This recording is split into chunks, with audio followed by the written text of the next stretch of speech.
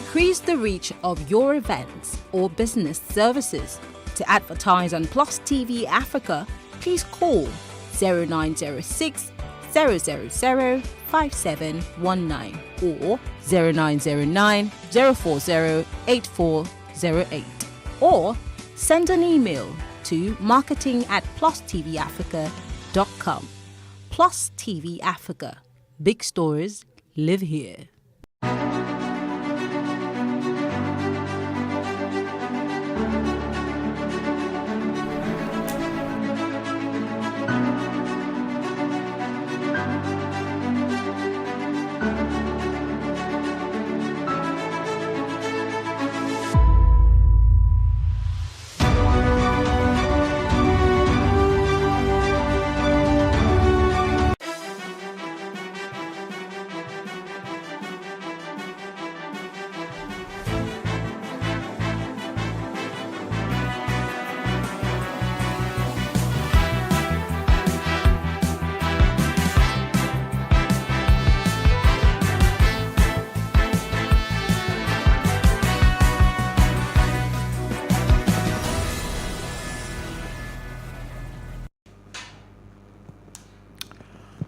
Hello and welcome to What Are You Saying?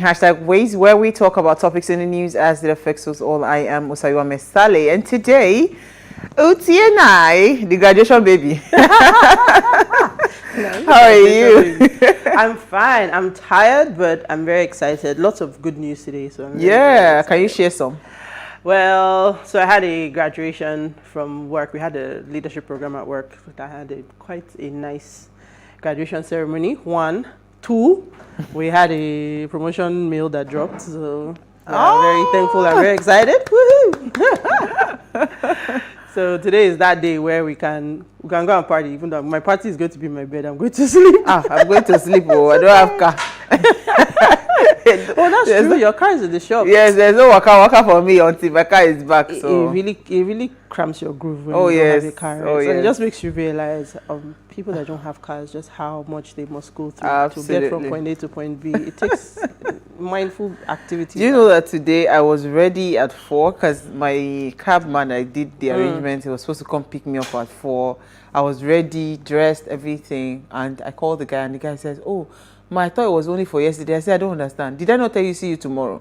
You know, so I now had to try to order an Uber. It's always tough. Yep. It took me an hour 30 minutes to finally get a ride. And consistent trying and refreshing. And you get one funny. And then they figure out where you're going and they cancel, they cut this. It just shows you the extent of our transportation problem. It's a big issue. And the fact that even though we have, the ride-hailing apps, we still have a huge gap in the market. There's still room for more people. The sad part of it is that, these ride-hailing apps, it's just putting singular cars on the road. So single car, single occupant, or dual occupant. It just means there's more traffic. We have a real transportation there's a lot of issues around that sector, honestly, and we need to find real solutions. But we're not talking transportation today. We're talking electricity. Right? You know how, so I was complaining to my friend that I spent 30K in a week for light. Now she tell me, you're complaining? Wait now. She spends 70K a week. I said, I was going to say, what are you complaining about? Why will I not complain? That's too ridiculous. So is that your entire power bill? Per week? Per week, yeah. That's too much. So it's electricity. Have you heard how much diesel is costing right now? And so, even for us, our tariffs have been hiked twice, but the reality of it is, rather than me going to buy diesel or look for gen or all of that, I just God, just provide so I can keep buying, I can keep paying. But it's the reality of the times. If diesel is going up at the rate at which it's going up, it has to show somewhere. So okay. So we're discussing electricity tariffs, right? And here's what we found as today's quote. "We will make electricity so cheap that only the rich will burn candles." This was from Thomas A. Edison. I had to look for this one, right?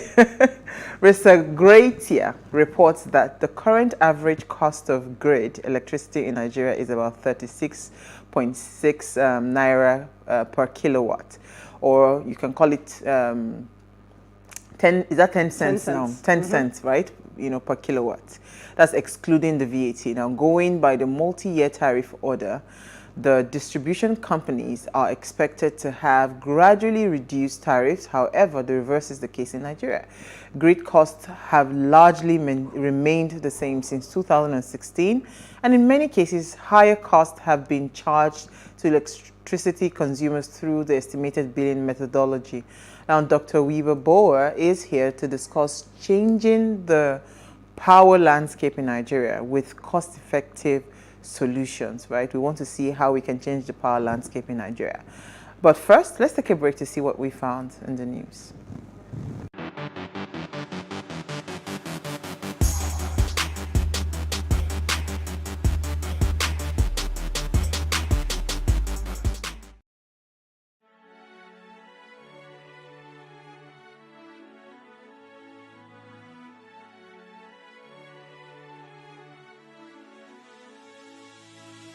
It is engagement we need to have. Those who suffer miscarriages are never taken into account. Members of the National Assembly are also influence peddlers.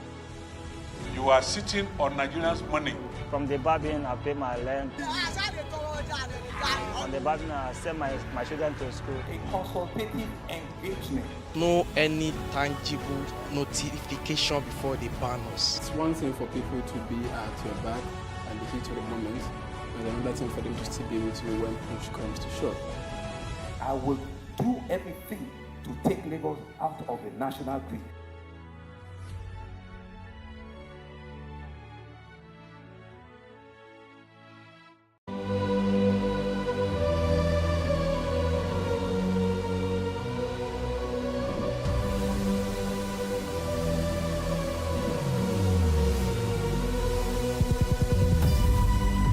What we do not understand, we will stigmatize. What you can see is the remaining of the tanker that exploded. The suspect equally confessed.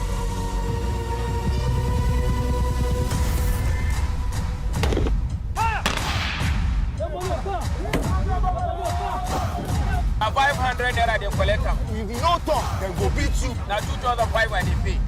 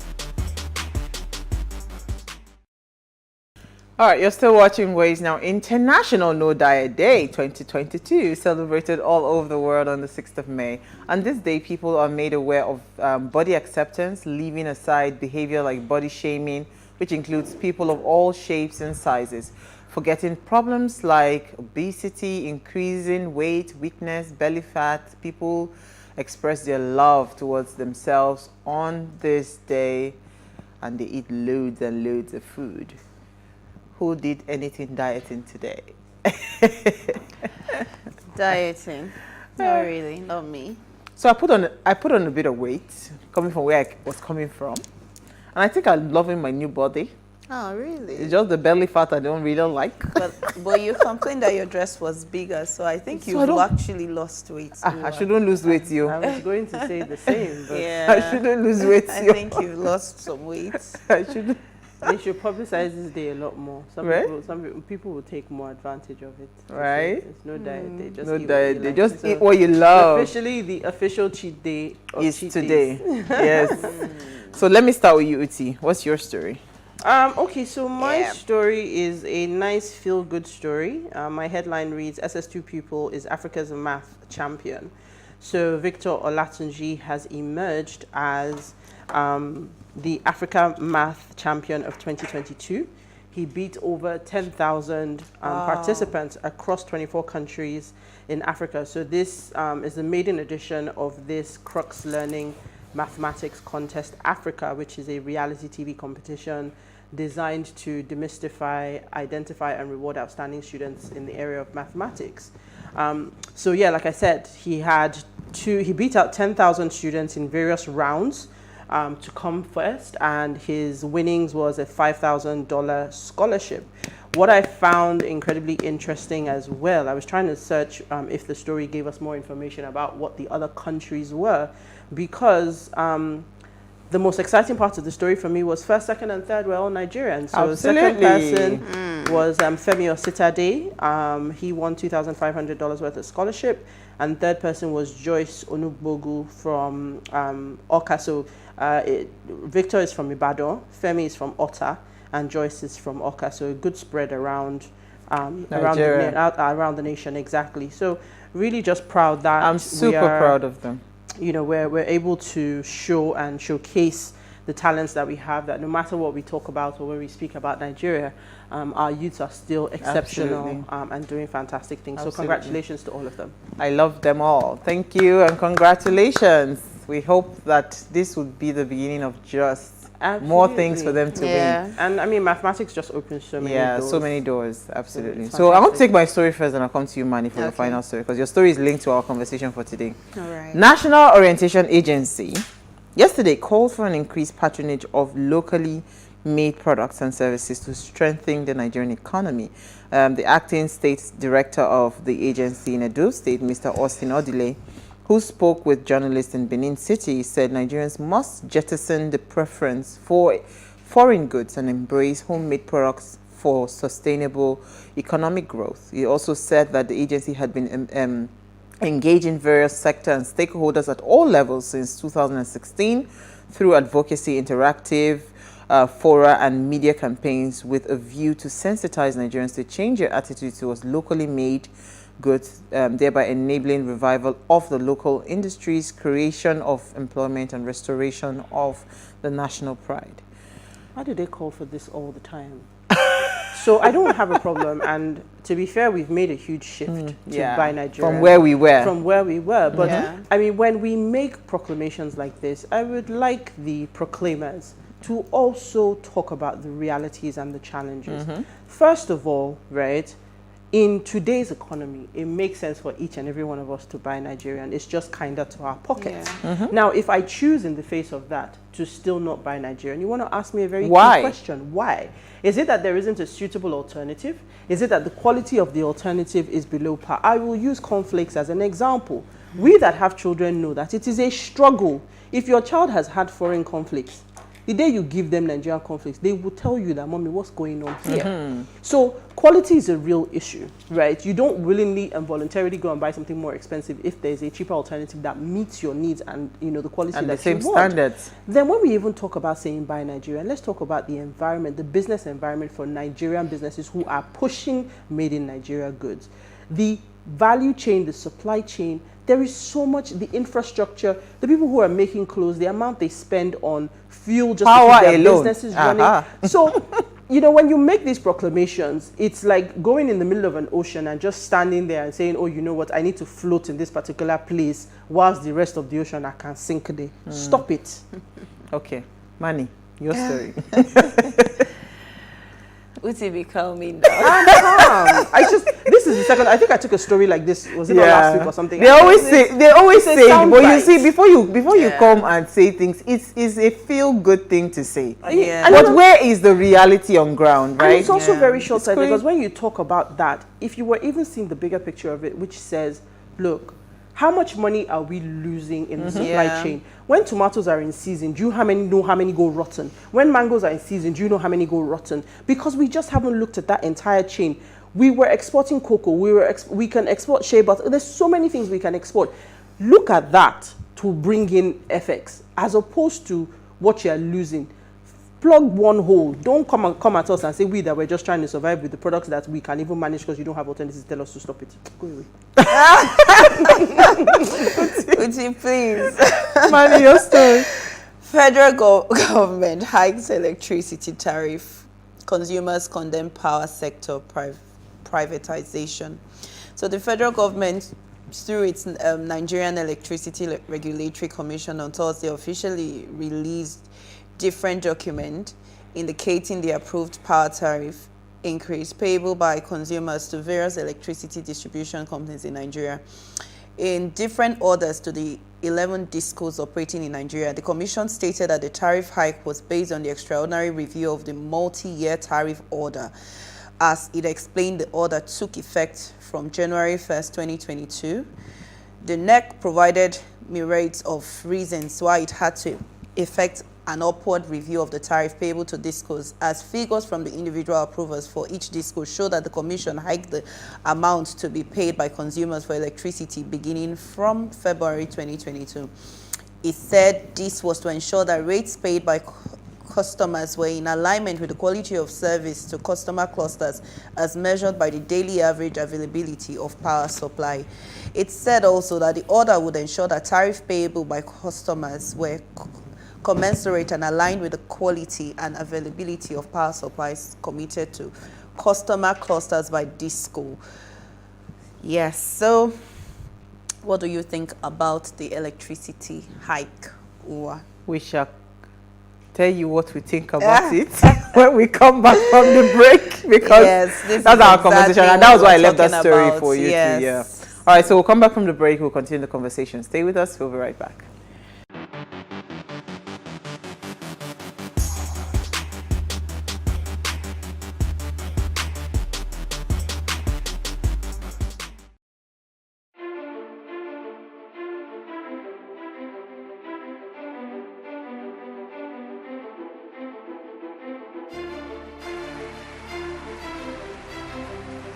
This Medan has been directed to empower 1,000 persons with disabilities in each state in the next 12 months. When I start hearing the shoot of gun.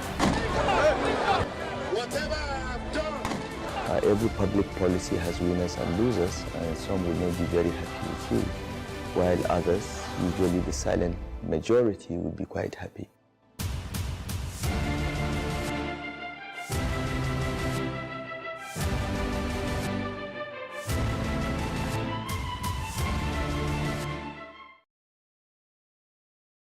How can we have peace without justice?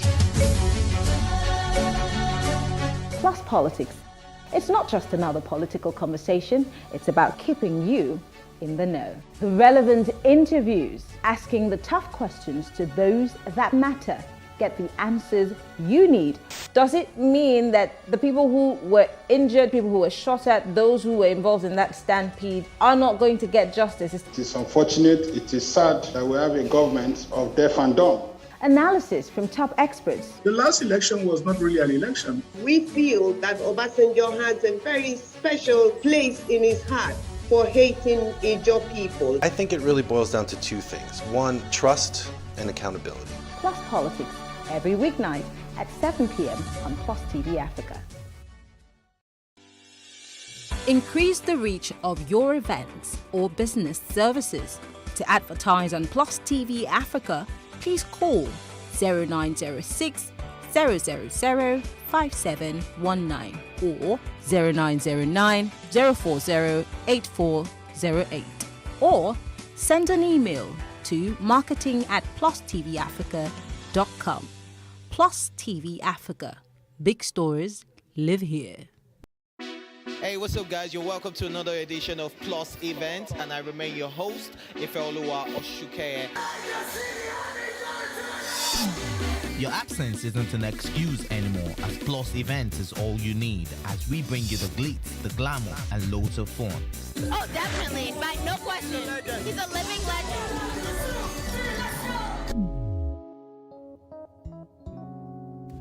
Oh, God forbid, Holy Ghost fire, I know. I just want to be blown away. I want to be wild. This is 11 years of doing it.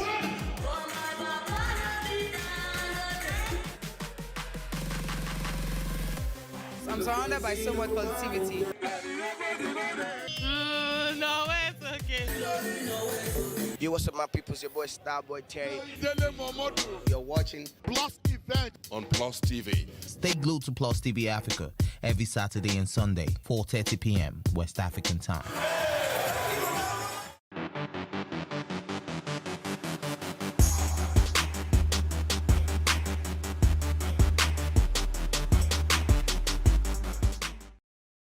Thanks for staying with us now. According to Nigeria Energy Solutions, energy plays the most vital role in the economic growth, progress and development, as well as poverty eradication and security of any nation. Uninterrupted energy supply is a vital issue for all countries today. Future economic growth crucially depends on the long-term availability of energy from sources that are affordable, accessible, and environmentally friendly. The impact of energy cannot be overemphasized. It supports the provision of basic needs such as cooked food, a comfortable living temperature, lighting and use of appliances, pipe-borne water or sewage, essential health care, and intensive care and educational aids, communication, such as radio, television, electronic mail, and the World Wide Web, and transport. So we need to find ways to change the current power landscape rather in Nigeria with the cost, right? Making it a lot more effective and finding lasting solutions to our power challenges in the country. And that's why we're having the conversation today. Please, let's hear what you have to say. Remember, you can join the conversation. Send us an SMS or WhatsApp to 081-803-4663. You can also tweet at us at Wayshow Africa on the hashtag Wayshow. So let me quickly come to the ladies, like in a minute or two before I bring in Weaver. So I had to do solar and what did they call them? Inverter system. Although it's not so big, but at least it keeps the lights running. You can use your fan and all of that.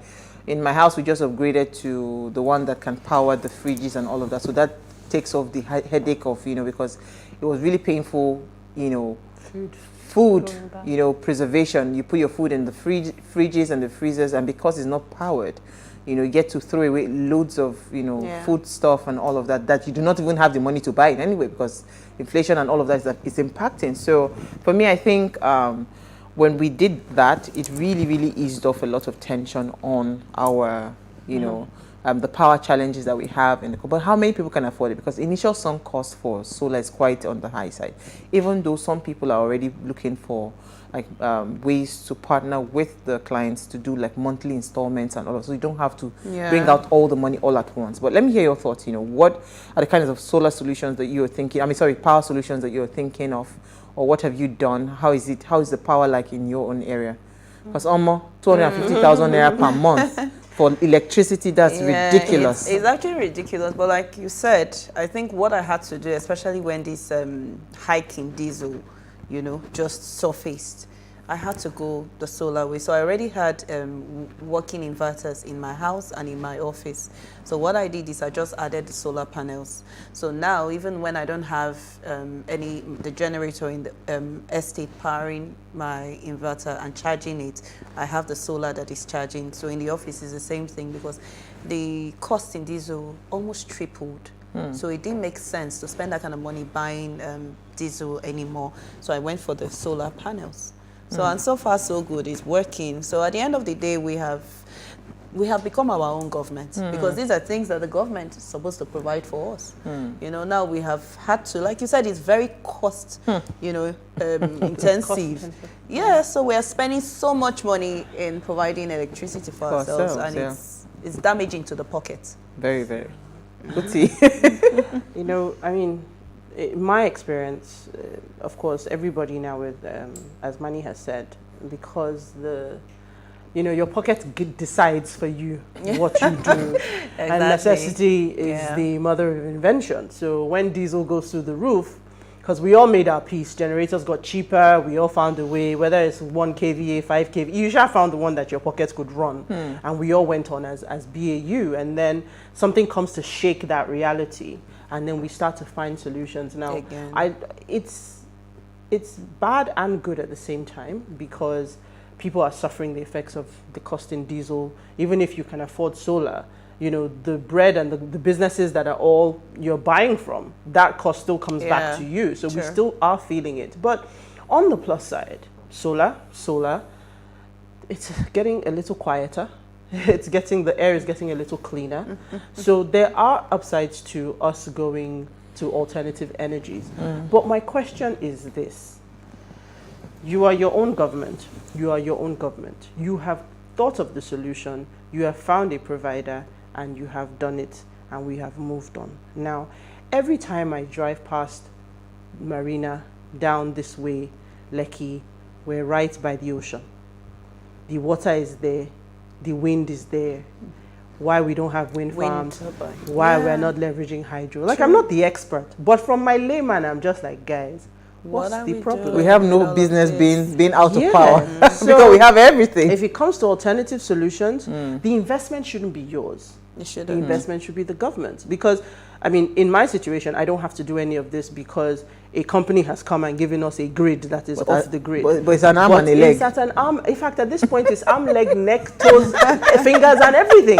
At this point, at some point, I'm just going to have to submit to myself and say, cut a piece and let's, power the house and keep on moving. But so that's the sad part of it for me. It's just that we are having to be creative in our power solutions where... And, when I think about it, power is not a conversation in many parts of the world. It's a moot point. No, a lot of things that we talk about here it's a big issue. Well, let me bring in our guest, Dr. Boer. He's the Chief Executive Officer of Orlan, and he joined the team from Boston Consulting Group, that's BCG, where he was one of the founders of the strategy firm's Lagos office. Prior to BCG, Dr. Boer spent 5 years with the Hares Holding Group in Lagos, playing roles including Chief of Staff to the Chairman, Director of Strategy, and CEO of the Tony Elumelu Foundation. Dr. Boer has also worked in Rockefeller Foundation's Africa Regional Office in Nairobi, McKinsey and Company, and with World Vision Mauritania, where he managed a USAID funded development project. And he's joined us. He's a friend of the house. He's not a stranger to the show. He's joined us live in studio. Thank you so much, Dr. Weber Boer. Thank you for having me again. So you heard all the conversation. I saw you nodding. Dr. Weber. Yeah. I cannot imagine paying electricity of 250,000 naira per month. It is crazy. And we're talking how we can change the landscape of the power, the power challenges that we have in this country. Uti made a very vital point, because I remember when I was traveling I took a bus ride from Amsterdam to Paris, right? And you could see the giant windmills across that stretch. It was everywhere. You could just be seeing them big fans just turning and all of that. For everything that has to do with alternate power or alternate energy, Nigeria is blessed with so much. Like, we have literally everything. Is it sun we're looking for? Is it wind? It depends on the region you go to in Nigeria. But at every point in time, we have what it takes to be able to have, top-notch power solutions. Why are we still having struggles with that sector in Nigeria? Yeah, that's a very good question. So we have the worst performing grid in the world, so the cheapest power is always going to be from the grid because of the economies of scale. And as you know, we have 4,000 megawatts on a good day on the grid to serve 200 million people. We should have 200,000 megawatts as a minimum to have minimum development. So we're so far behind. And as you were talking about, most Nigerians have used the solution of a diesel or petrol generator to fill the gap.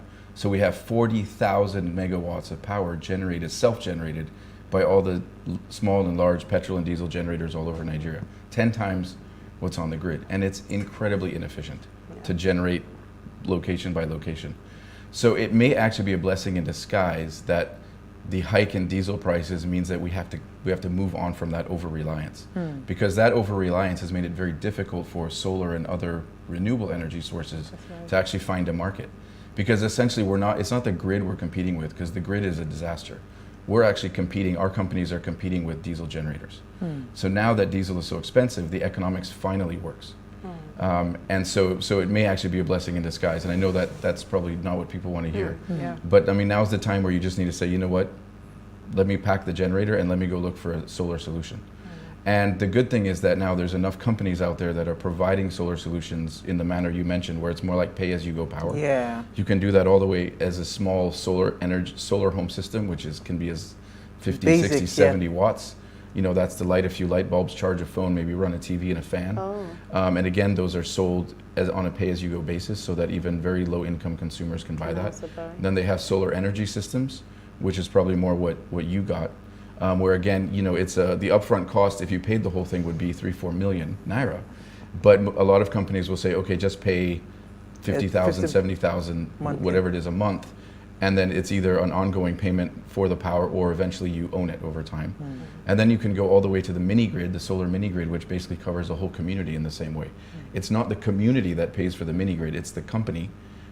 You know, they get funding from investors, they build the mini grid, and then they charge the community for the power as they use it, as a utility is supposed to. And through those ways, solar is now becoming more and more affordable, you know, to roll out. Now, you mentioned the other potential clean energy sources. Wind is actually, Nigeria is actually not that well positioned for wind. There's just the way the wind patterns are. There's a bit along the coast, but it's not very strong. The best place for wind is actually the plateau. Because you have the wind from the Atlantic and the wind from the Sahara coming together, and it's high elevation. But most of Nigeria is actually not that suitable for wind power. That's why we don't see it that much. And then hydro, obviously, you need water that's going downhill, basically. So you need that, or else you can't generate enough power. So solar really is, you know, the best bet renewable for now. Waste to energy should be coming, but that is often too expensive, especially in the Nigerian context where we don't have a proper waste collection system. So for where waste to energy, whether it's from agriculture waste or, you know, just sort of general sort of household waste, where it works economically is where there's a proper collection system and you're actually paid to take the waste and use it to generate power. In Nigeria, you have to pay for the waste and then the economics don't work. So those are some of the things we have to fix. But for now, you know, solar is here, the sort of the right kind of products for the right consumer segments and all that is there. The payment systems are there. So it's really ready to take off. You know, and I think now that diesel is where it is, it really has a chance to do so. You have a question? Yes, I was just going to say, because I've learned a lot in a few seconds that you've said. And I think it's great when you ask questions, because sometimes you make assumptions and it's good to get clarity. But what would you say is the state of, in Nigeria today, of people's understanding? I know we all talk about solar, but I understand that there's even some peculiarities with solar where if the panel gets too hot, it can get easily damaged. Do Nigerians understand enough about solar? Today it's being pushed by the economics of it, but do we even understand enough of it to be able to leverage it as a solution? Yeah, that's a very good question. It's actually something that the companies we invested, we're investors. We've invested in about 50 companies now almost. 40 of them are Nigerian owned and operated. So we're really, you know, investing in Nigerian entrepreneurs to deliver this. But what they find with most consumers is they don't understand solar. We have become very familiar and very comfortable with our diesel generators. You know, you understand how it works. You put fuel in it, you turn it on somehow, you hear the noise, you know it's generating. When you're done needing it, you turn it off, it's quiet. So it's like, there's a real, it's something we really understand and we see and we feel. But with solar, it's installed and then there's no noise, there's no fuel, there's no, you know, so it's like, how does this actually work? And then for a lot of us, our experience with solar in Nigeria over the last few decades has been what we call political solar, where, you know, some state governor will say, oh, let's put solar streetlights, or, you know, some donor agency will do that, and then they cut a ribbon, make a big splash, and then in 2 weeks they don't work. I saw some solar streetlight installations in Enugu, for example, where the solar panels for the streetlights were in a forest. So it's as if they were installed in a way that they just didn't want it to work. right? And so when you see that year after year, those are the exposure you have to solar, your assumption is solar doesn't work. And then there's also been pretty strong messaging, and I don't know from where, but you can guess, that is spreading kind of these stories that, okay, solar can't take an AC, can't take a fridge, you know, and so what people don't realize is, okay, if the solar capacity is what a generator capacity is, it will power the same thing.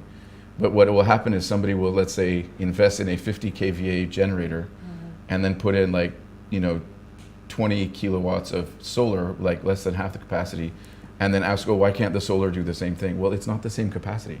So you have to be able to compare like to like, and often that's not done. So there's a lot that has to be done with that awareness. Obviously, again, the cost of diesel now means people are more open to that awareness. And it's something that, you know, we're primarily investors, but we also work on that promotion. And so we've done a lot that we can. We have the radio show on Nigeria Info. Yeah, I was going to say that you do a lot of education. I listen to that show almost every Monday. Yeah. And there's a couple of skits by Mark Angel Comedy that now have solar messaging, you know, embedded in them, and that's the kind of thing that we need to move forward. But ultimately, we need sort of major influencers in Nigeria, whether business people, entertainers, and all that, who now come forward and say, okay, I put. So well, maybe this can be you, because you already said it here. You put solar on your house, and then you kind of get people to now say, okay, this actually works, and this is something that you can aspire to. Because I think right now the aspiration is a louder and bigger generator, because that shows, now big man. Exactly. But if you put a solar panel, nobody will hear it. They'll think, no, wow, they don't get money again. The generator don't pack up. You know, and so we have to figure out a way to make solar an aspirational thing, and then I think it will help. Okay, let's go on a very short break. When we come back from the break, we'll continue the conversation. Stay with us, we'll be right back.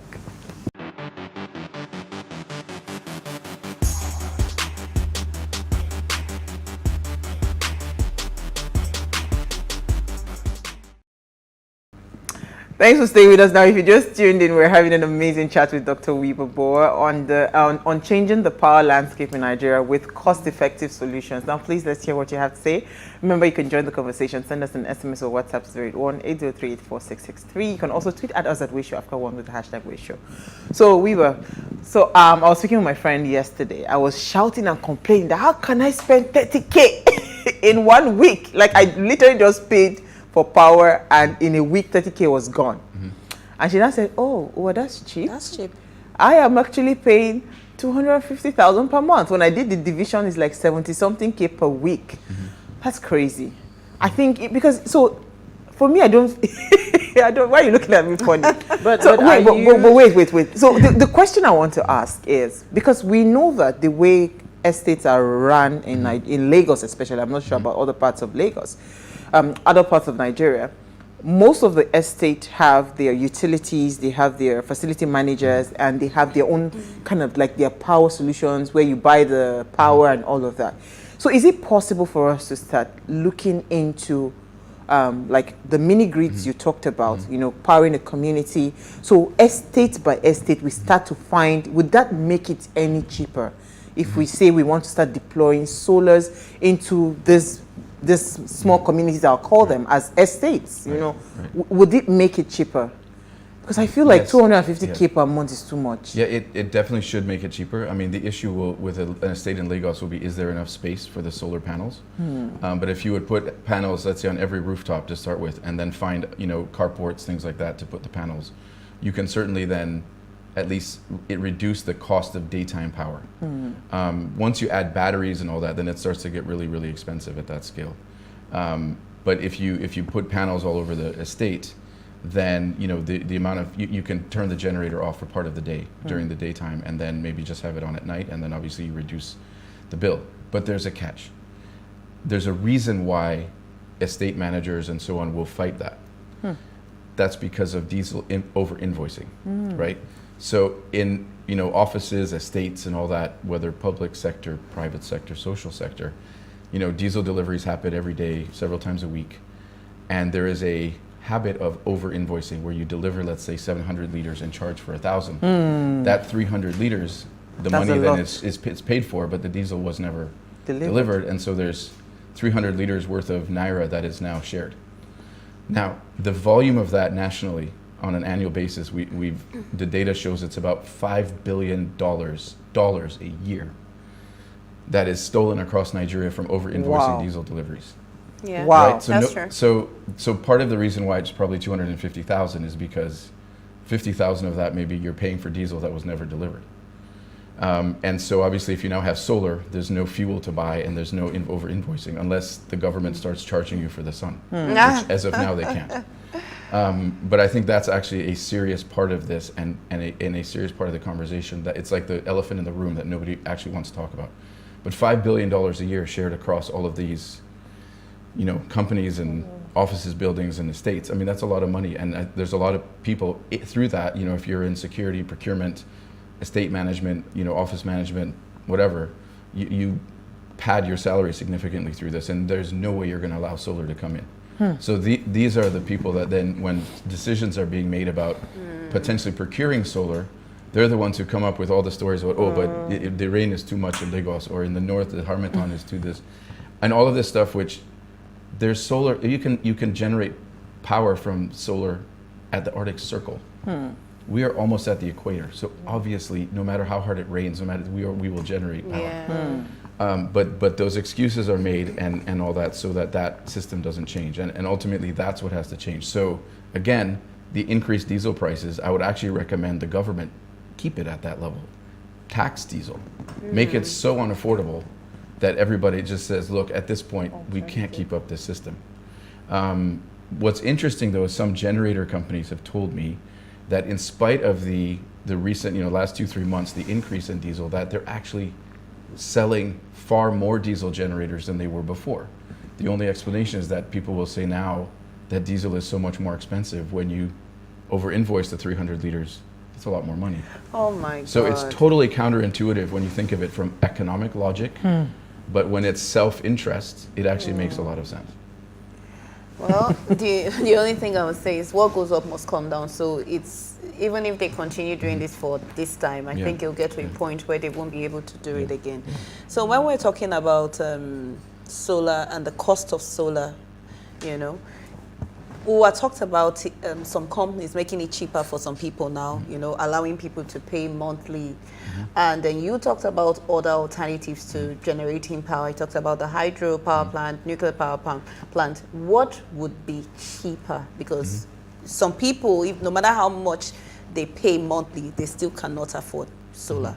So what else would be cheaper for these people? What other power generating process can we get? So any time when most of our economy is run by you generating your own power for your own small shop, house, office, whatever, and that's what makes it so expensive here, right? If we had a proper functioning grid, and it's not a national grid we need because that's outdated, but more like localized grids, powered by gas, because we have abundant gas resources, that's actually going to give you the most cheapest power.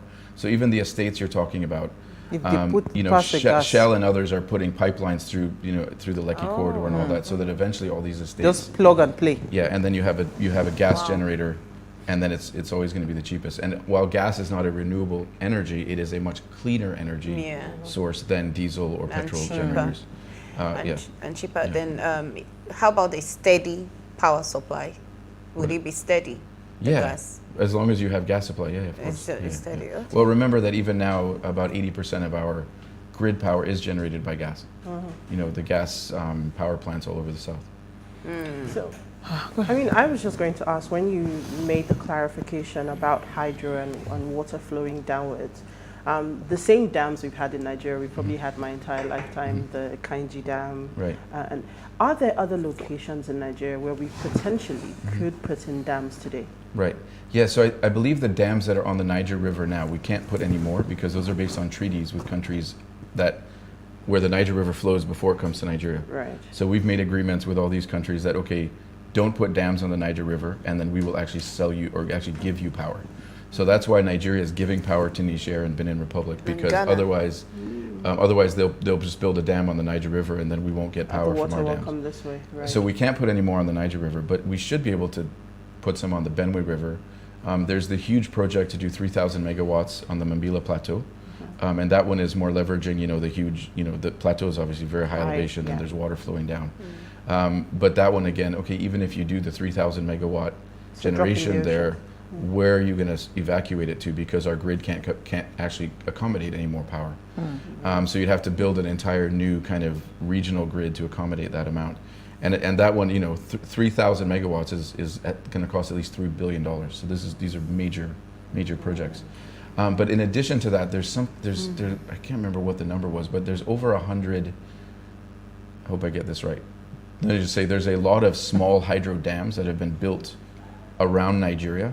It's somewhere around like 200 megawatts worth of power. So it's not huge, but at a local level, if you have a small dam that's generating 2-3 megawatts, that could actually then just power the local community. It could be quite helpful. Yeah. But there's about 200 megawatts of that the projects have started. Some of them have been completed, but they've never operated.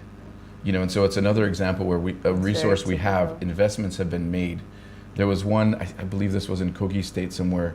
The only thing, it was like a 2 megawatt small hydro project, that all that was left was the evacuation line from the hydro where it was generated to like the nearest grid line, which is a fraction of the total cost, and that was never put in. And so this thing has just been sitting there dormant for decades. So we have projects like that all over Nigeria. And again, we just really need to unlock all of these. No, these are all government. Projects? These are all government, and these are and there's been talk of, okay, they're going to concession these, but then that becomes a difficult process. And then how much effort do you want to go through to concession a 2 megawatt? These are things that the government should just say, okay, guys, just take. Who's interested? Let's make this straightforward. Take it, generate it, run it, and start getting power to the people.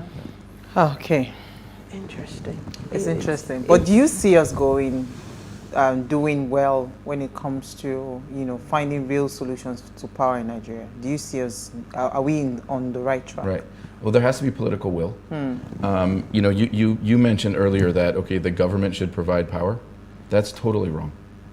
That's actually our mistake. Is that for so long power has been seen as a public good. It is a business. Everywhere else in the world, if you get power, you pay money for it. It is a product or service just like anything else. And in Nigeria, for too long, because it was NEPA, because it was dominated by the government monopoly, we sort of saw that power was something the government should provide us. It's not a service like healthcare and education.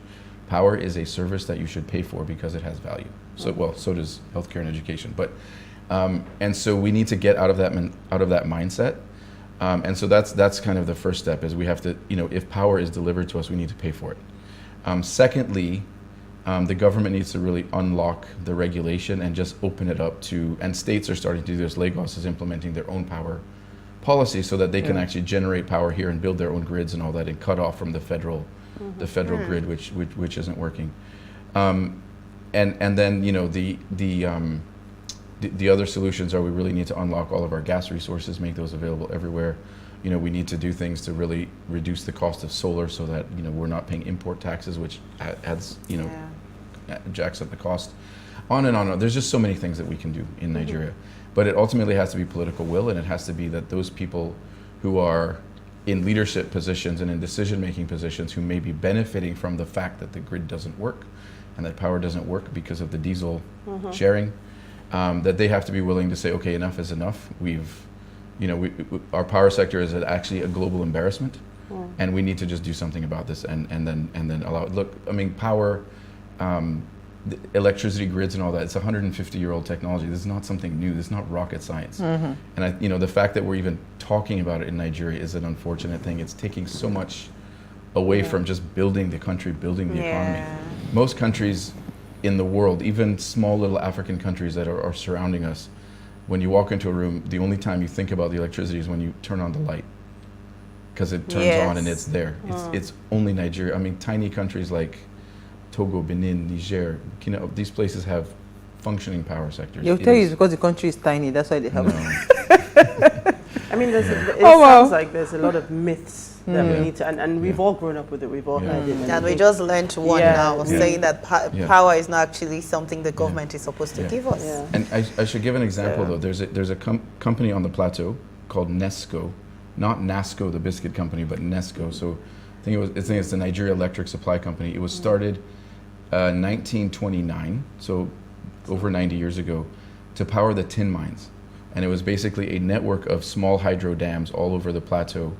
And the first one was built in 1926, and then the rest since then.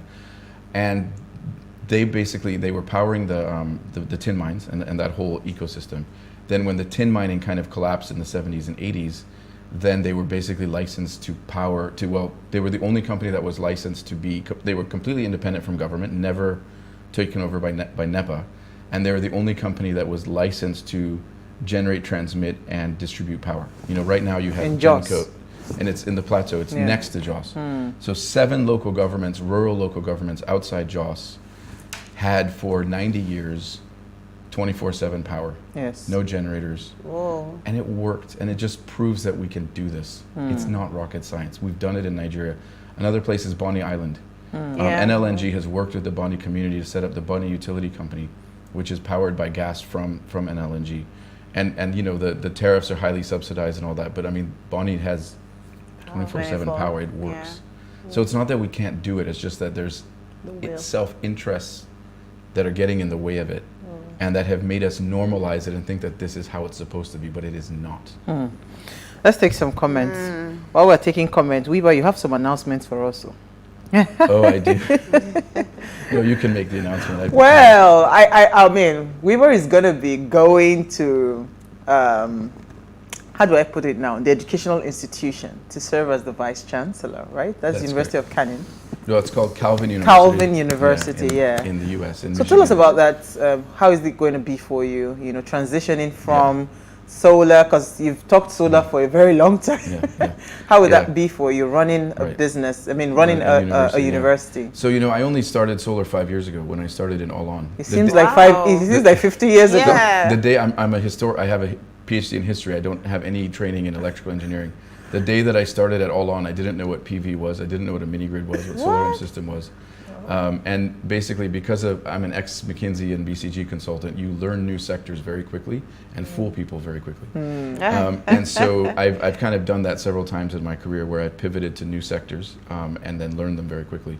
So this is I'm now going into the education sector. I'm going to be, it's called, the title is President of Calvin University, but it's like a Vice Chancellor, so it's the executive kind of CEO of the institution. And so because of that, I have to leave here. I'll be moving to Michigan.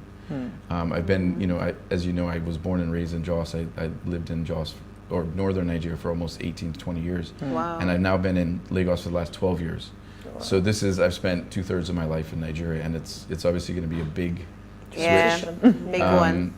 And, I'm still going to obviously be very in touch with Nigeria and all that. So I'm not saying goodbye. I'm still here. You cannot say goodbye, because I was going to say to you that we have a big issue. You've solved some problem for us, which is power, with a lot of solutions, a lot of companies you partnered with to ensure that power solutions are going into the rural communities, and even, cities, some cities as well.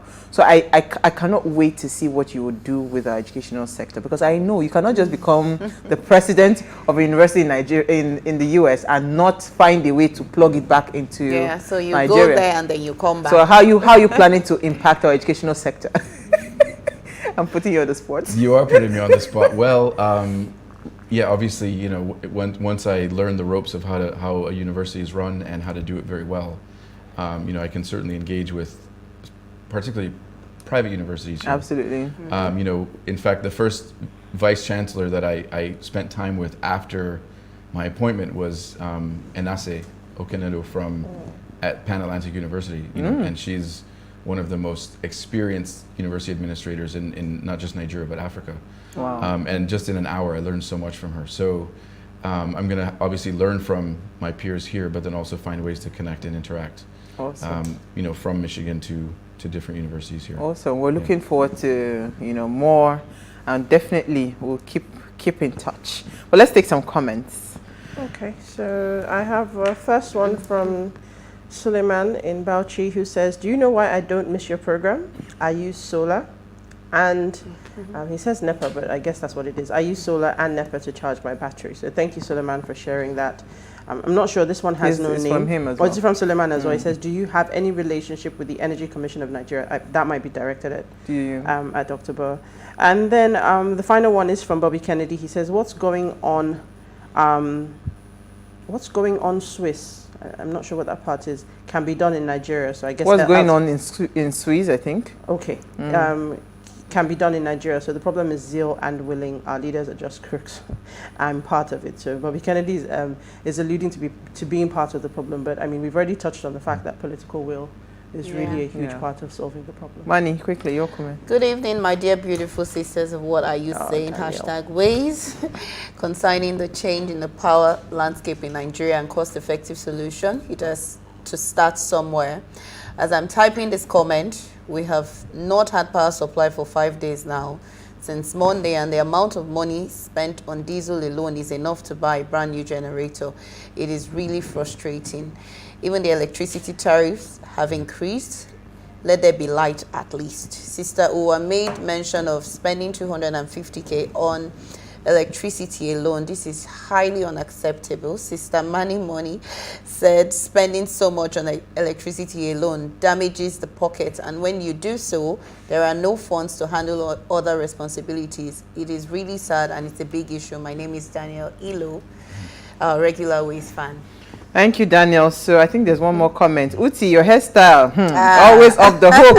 You are talking real sense. Thank you. Thank you. All right, so we have a minute to go. I think she did her hair like this so that we would be mad. Yeah, I knew you would comment, so I had to wait. But what would you say? You know, if you had something to say to the government in like a minute, and let's wrap up the show. Yeah, I think get serious about it and stop making promises and just get it done. It's not that hard. Just have the will and do it and get rid of the self-interest. So if they called you, for instance, to come and become Minister of Power, would you turn down the other offer? He's not answering. Well, they first have to let me have a Nigerian passport. Right. They'll give you that in a second. They'll give you that. I'm just thinking like, you know, if we had someone that is progressive as a minister for power, maybe. Yeah, we won't be here. Yeah, all those bottlenecks will be out of the picture. But thank you so much, Dr. Boa. Thank you, ladies. Thank you, Manny. Thank you, Uti. We had a fantastic conversation. Now, before we go, do ensure you follow us on Instagram at Ways Show Africa. You can interact with us further, drop a comment, and more importantly, follow all our engagements on social media. Like, share, invite your families and friends to watch and follow the conversation. Now, if you missed today's quote, here it is again. We will make electricity so cheap that only the rich people will burn candles. This was from Thomas A. Edison. We're hoping this will be a reality in Nigeria. We'll see you guys live on Monday at 8 p.m. as we bring another great conversation to your screen. Enjoy.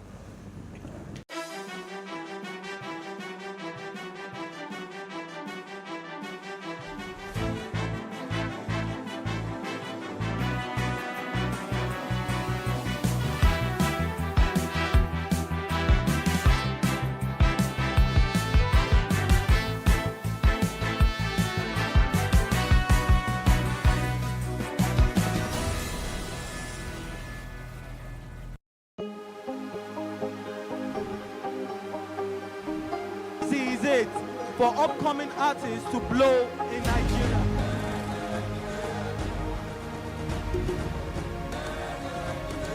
Welcome to Plus Trending. I am Vicky November, your host, saying thank you for joining us on today's episode. Welcome back. It's tea time on Plus TV Africa. Practice makes perfect. I'm not perfect yet, but I'm a lot better than I used to be. He's a king. He's entitled to marry 100 if he wants to.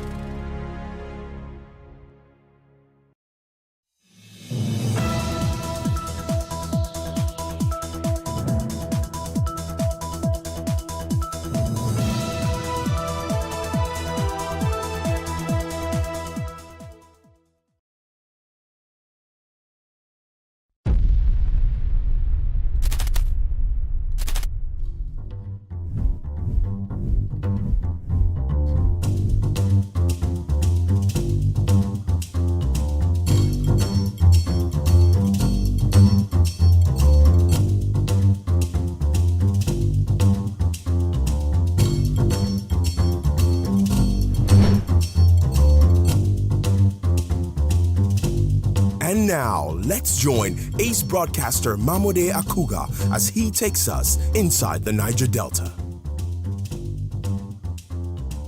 Hello out there and welcome to the program. It's Inside the Niger Delta, the authentic voice of Nigeria's oil-rich region. I'm your regular host, Mamode Akuga. into this package, we kickstart with a report on reactions trailing the 150 billion naira loan approved recently by the Delta State House of Assembly in the twilight of Governor Ifeanyi Okowa's administration.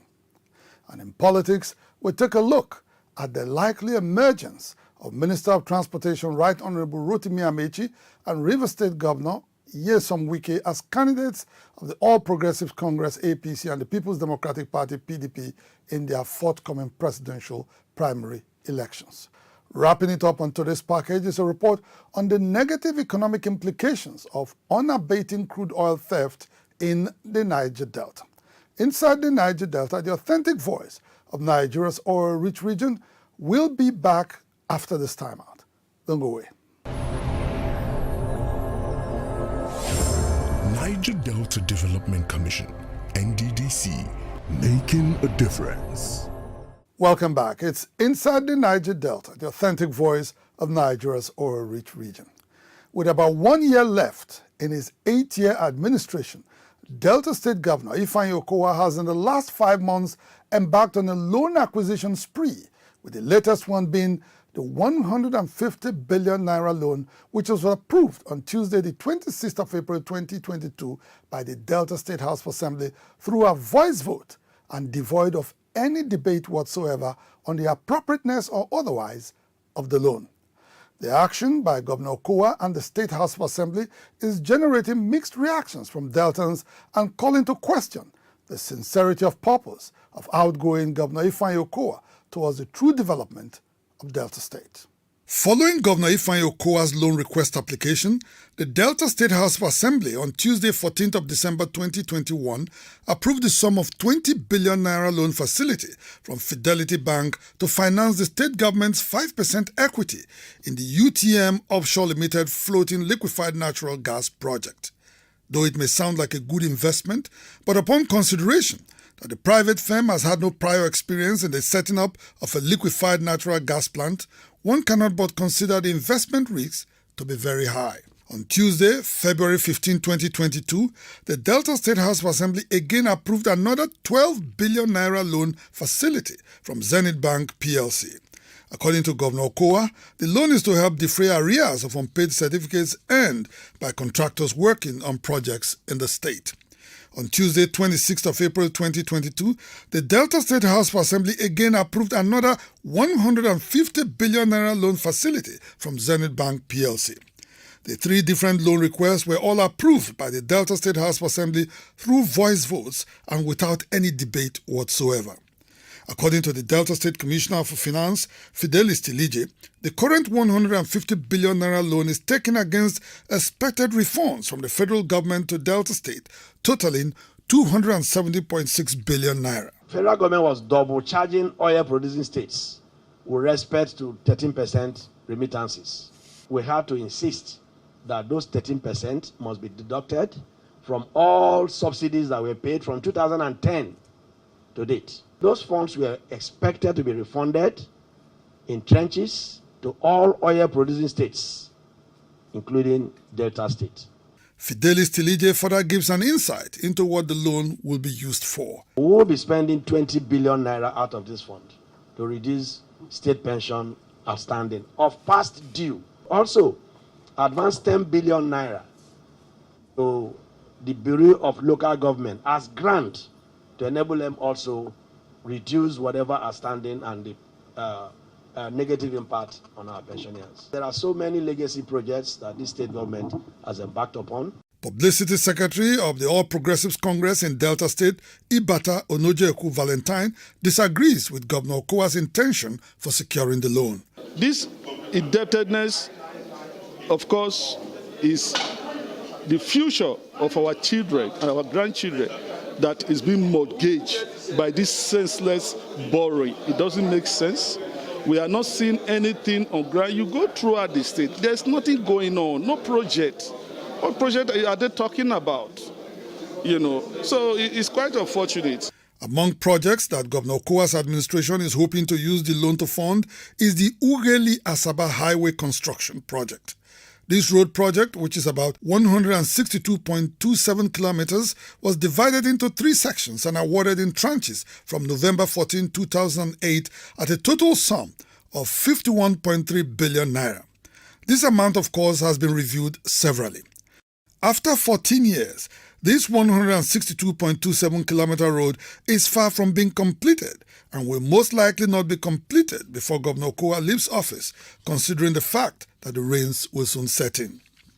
Executive Director for Citizens Advocacy for Social and Economic Rights, CASA, Barrister Frank Tiete, a Deltan, says the series of loans obtained by Okowa in the twilight of his administration and the hasty approval of such loans by the State Assembly only points to one thing, that there is a suspicious collaboration between the governor and the speaker, Right Honorable Sheriff Oborewori, who is scheming to succeed Governor Ifeanyi Okowa. It is shameful that I do not expect that Sheriff Oborewori would oppose that kind of loan, knowing that it will be in his interest. He wants to be governor, and he is favored by Governor Okowa, and so they can now collaborate against the interest of the people of Delta State, against the future of Delta State, to borrow money to fund elections. That is unacceptable and it to be resisted. It is unfortunate that such an important matter as 150 billion naira loan will not be properly debated, will not even afford a public hearing, but will be secretly conducted and then simply just announced to the world that they have given approval.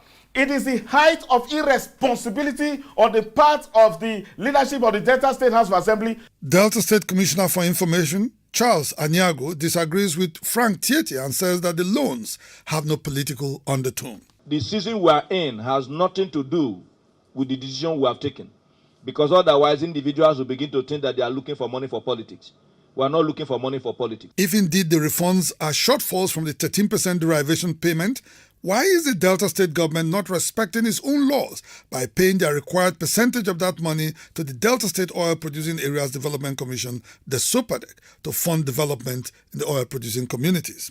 Again, Frank Tiete says the whole loan issue lacks sincerity of purpose. We are talking about a government that has not shown responsibility in 7 years, a government that has awarded contracts that have not been completed in 7 years, a government that has had money that it cannot show what it has done with all the monies that it has got from the Federation account in 7 years. Is it now in 1 year that it will take 150 billion to show that there is any development?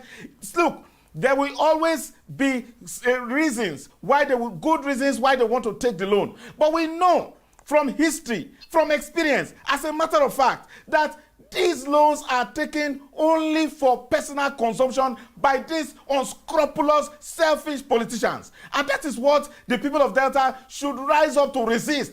Already, Frank Tiete has sent a petition to the Economic and Financial Crimes Commission, EFCC, which has been received and acknowledged.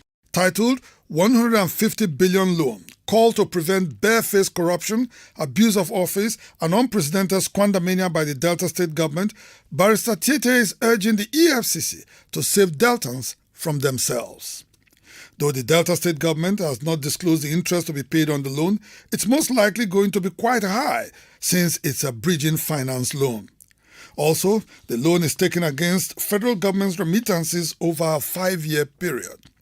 With the federal government's inability to comply with the payment in the last 10 years, how certain is the Delta State government that the anticipated remittances will come as at when due? Any default in payment as usual will attract penalties from the banks. Should the Delta State government not have waited for the refunds and used them to offset previous loans?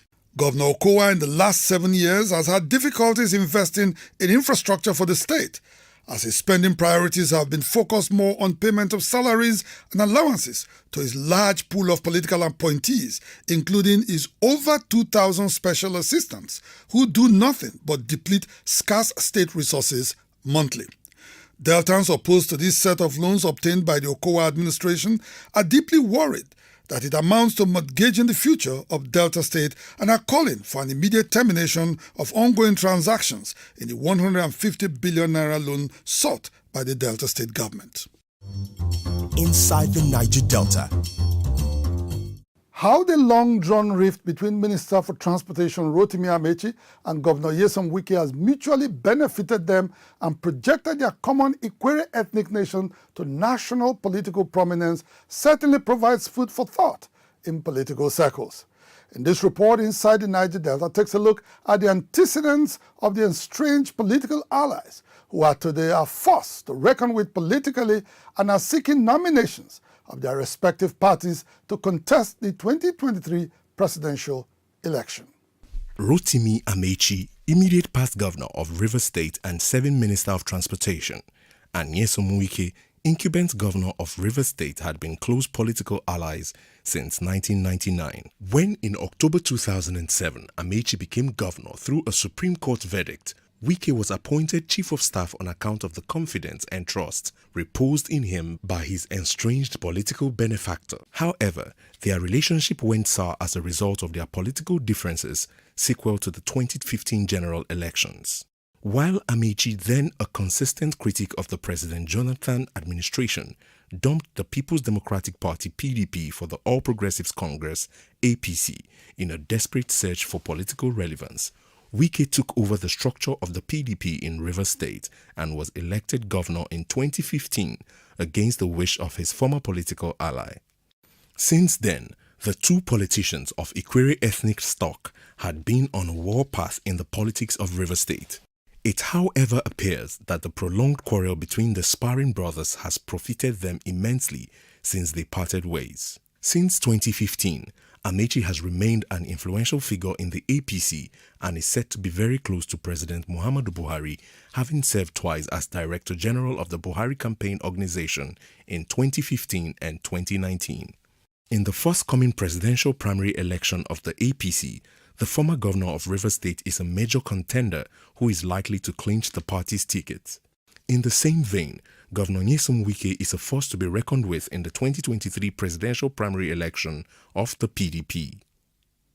When in 2015 the PDP lost power to the ruling APC, Governor Wike had taken it upon himself to rebuild and strengthen the party to be relevant in national politics. The protracted quarrel between Amechi and Wike is also viewed as a blessing in disguise for the Ikwere ethnic nation and indeed the rest of Rivers State. Chairman of Ikwere Local Government Area of Rivers State, Dr. Samuel Wanosike, believes that the likely emergence of the estranged political allies as presidential candidates of their political parties presents an intriguing political scene once again in Rivers State. It is important to us as Rivers people that we that were not known before or were not reckoned with before politically, that our state is now a political maker or a center of reference in the two major political parties. People are wondering what is going to come out of it. In pursuit of their presidential aspirations, Amechi and Wike are currently engaged in consultations nationwide. While on Monday 18th April 2022, Amechi visited the Ooni of Ife, Oba Adeyeye Enito Ogunwusi, to seek his support, Wike was at the palace of the Emir of Kano, Aminu Ado Bayero, on a similar mission same day. It is instructive to note that the visibility of Amechi and Wike as top contenders for their presidential nomination of their political parties remains unrivaled throughout the political history of Rivers State. Public affairs analyst Chioma Agbaroka says it's a most welcome development for Rivers people. As to Ikwere sons, as an Ikwere man I am, is a blessing to not just Ikwere as an ethnic nationality, but Rivers State at large. As both political leaders continue to consult and seek the support of party members in their presidential bid, Dr. Steve Wardu, a university don, gives his blessing to both incumbent governor of Rivers State Nyesom Wike and his predecessor in office, Rotimi Amechi, irrespective of their different political affiliations. In the build-up to the 2023 presidential elections, several political and interest groups are already endorsing the candidature of both Amechi and Wike nationwide, particularly in southeast Nigeria. While Governor Okezie Ikpeazu of Abia State and his Enugu State counterpart Ifeanyi Ugwuanyi are rooting for Wike, Ohaneze Ndibo, the Apex Igbo Sociocultural Organization, has declared support for both presidential hopefuls. With this development, Dr. Steve Wardu is convinced that the days of majority politics are over in Nigeria. One can identify, be happy, one can, celebrate the fact that majoritarian politics in Nigeria is no longer all that entrenched, because people from minority areas are getting to the position where Goodluck Jonathan has done it. If Wike or Amechi succeeds, we are on the ride. The APC has zoned the presidency to the south and has scheduled its special convention to hold between 30th May and 1st of June 2022 for the conduct of its presidential primary election. On the contrary, the opposition PDP has kept its presidential primary election open to all contestants who will slug it out at its national convention billed for May 28 and 29, 2022. With the day of reckoning only a few weeks away, it appears supporters of Amechi and Wike in Rivers State and elsewhere in the country may need to arm themselves with a great deal of optimism to be able to secure victory in what promises to be an epic battle characterizing presidential elections in Nigeria. Inside the Niger Delta, Azikiel Group, oil and gas, dredging, power and air transportation. Azikiel Group, petroleum product sufficiency, energy sustainability, and infrastructure development.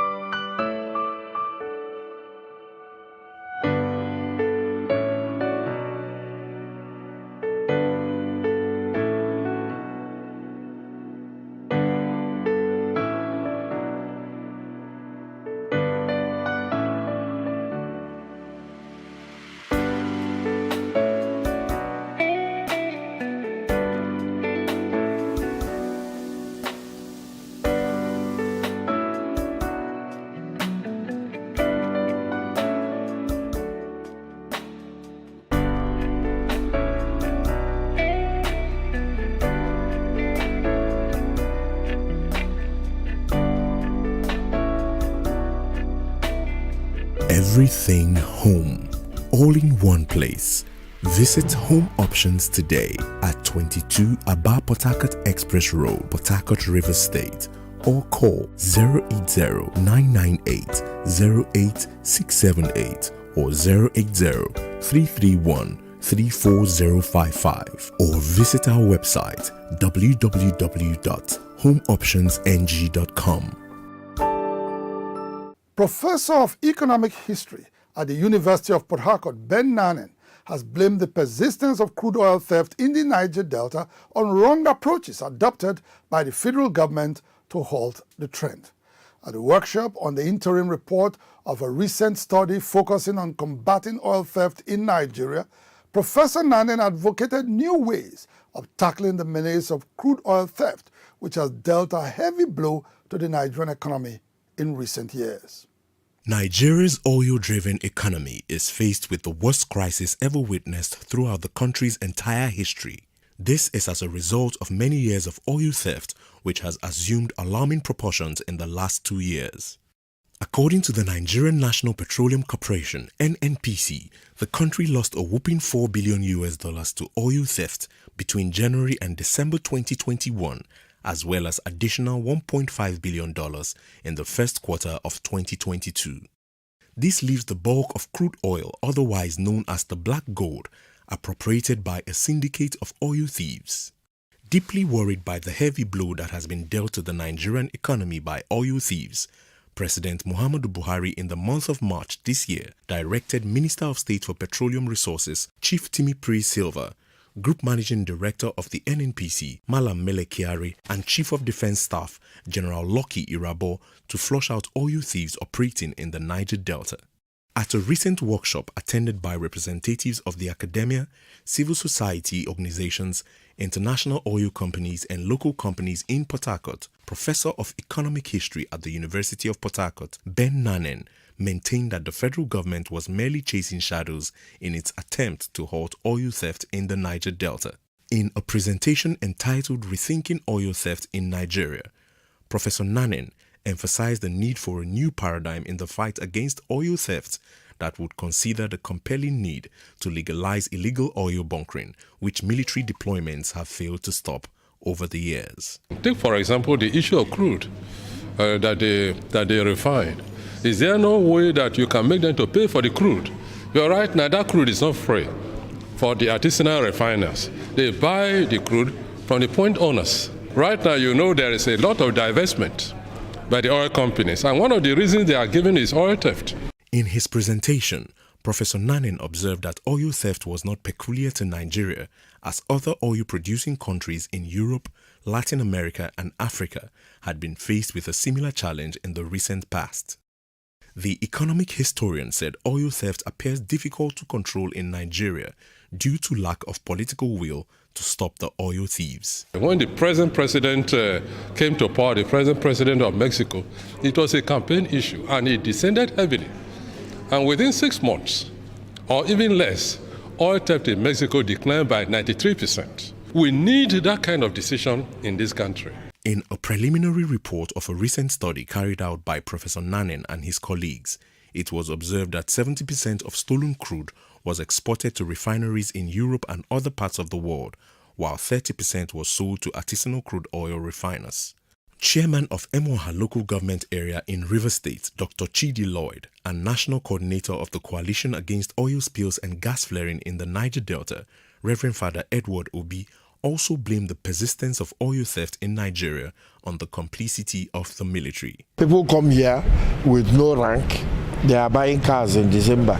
So everybody, they pay lots of money to be posted to Rivers State, where they think anything goes. But thank God we have a governor here who is truly a leader and leading from the front. It is not ghosts, it is not spirits or anything like that who are coming and doing this. It is people who are well known. According to the Central Bank of Nigeria, Nigeria lost about $3.5 billion to oil theft in the year 2021. In the same vein, the country reportedly spent 2.52 trillion naira on petrol imports between January and September 2021, a figure which represents 55.6% increase from the 1.62 trillion naira appropriated within the same period in 2020. The unprecedented revenue losses occasioned by massive oil theft, as well as the inappropriate implementation of fiscal policies in the petroleum sector, has left the Nigerian economy in dire straits. As at December 2021, the Debt Management Office reported that Nigeria's total public debt profile had risen to 39.55 trillion naira from 32.9 trillion naira in 2020. In January this year, the federal government disclosed that it spent 4.2 trillion naira on debt servicing between January and November 2021. The sum, which represents 76.2% of the 5.5 trillion naira revenue generated at the time, shows an abysmal debt-to-revenue ratio which finance experts describe as economically unsustainable. With unrestrained oil theft in the Niger Delta, a great danger lies on the horizon. Right now, the Bonny terminal, which was producing about 239,000 barrels of crude oil per day, has stopped producing as a result of non-stop oil theft. Also shut down as a result of massive oil theft are the Nimbe Creek trunk line and the Trans-Niger pipeline. As helpless as the situation appears, notwithstanding, an available remedy lies in the ability and commitment of the federal government to stop oil theft in the Niger Delta and salvage the Nigerian economy. Inside the Niger Delta.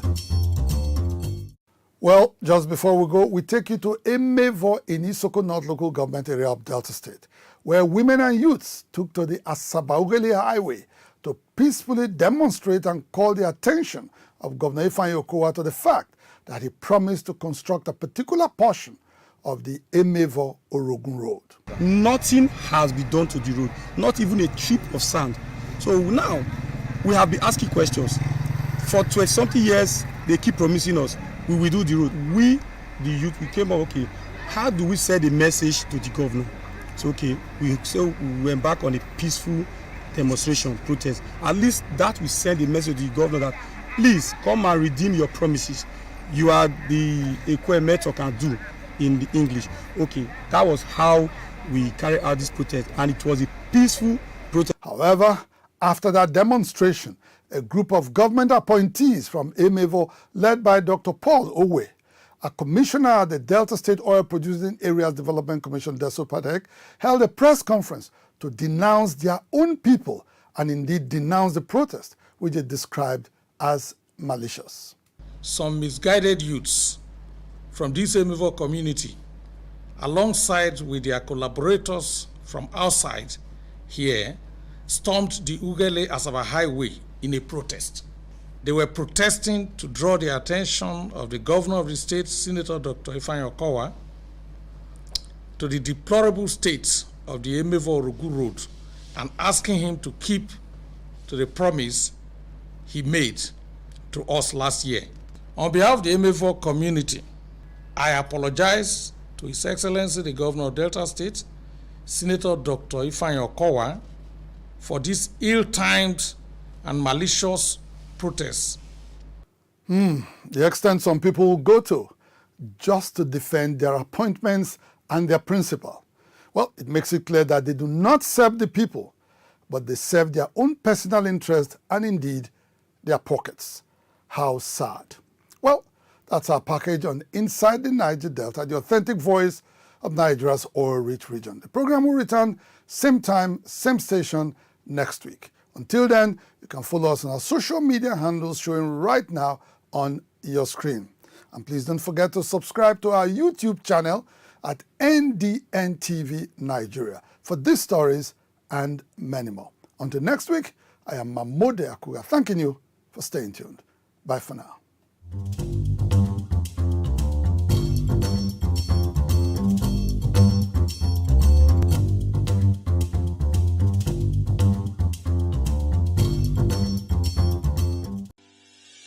Increase the reach of your events or business services. To advertise on Plus TV Africa, please call 0906 000 5719 or 0909 040 8408, or send an email to marketing@plustvafrica.com. Plus TV Africa. Big stories live here.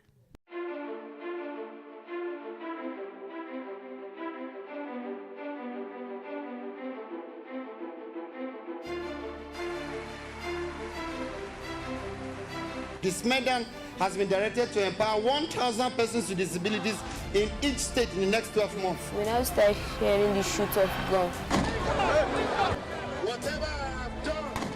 Every public policy has winners and losers, and some will not be very happy with you, while others, usually the silent majority, will be quite happy.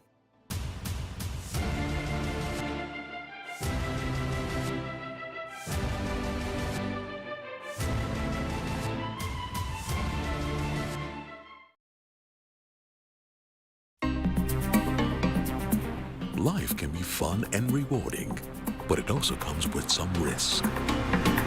As in business, you win some, you lose some. And that's why you need to be wise in the choices you make. It's like placing a bet. Again, you need to be wise. Wise in choosing an innovative platform with the highest market options and highest odds ever.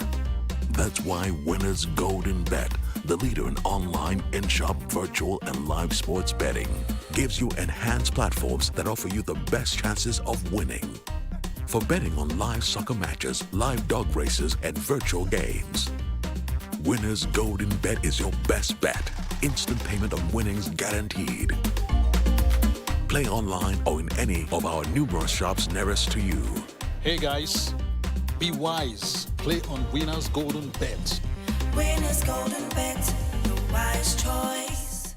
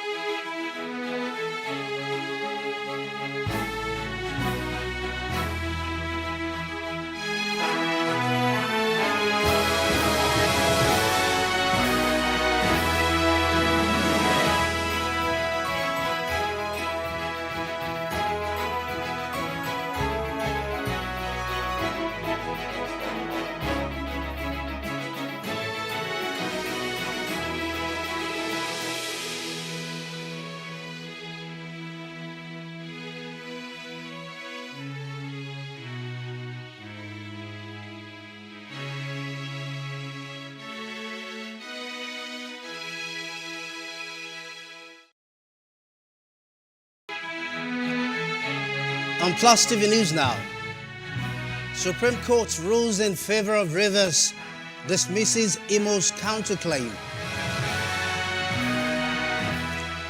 Guinea to prosecute ousted President Alpha Conde for murder.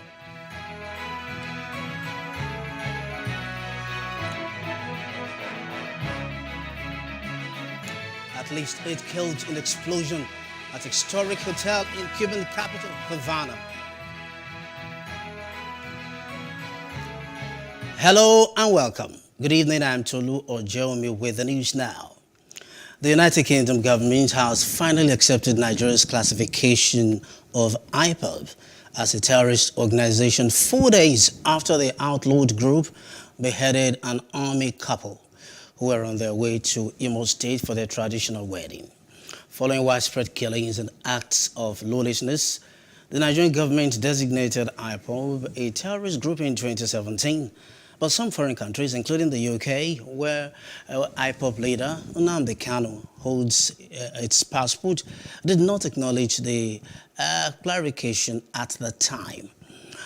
The UK V1 had last year released new guidelines to its decision makers on how to consider and grant asylum applications to IPOB, but has now made a U-turn in a fresh update published on its website.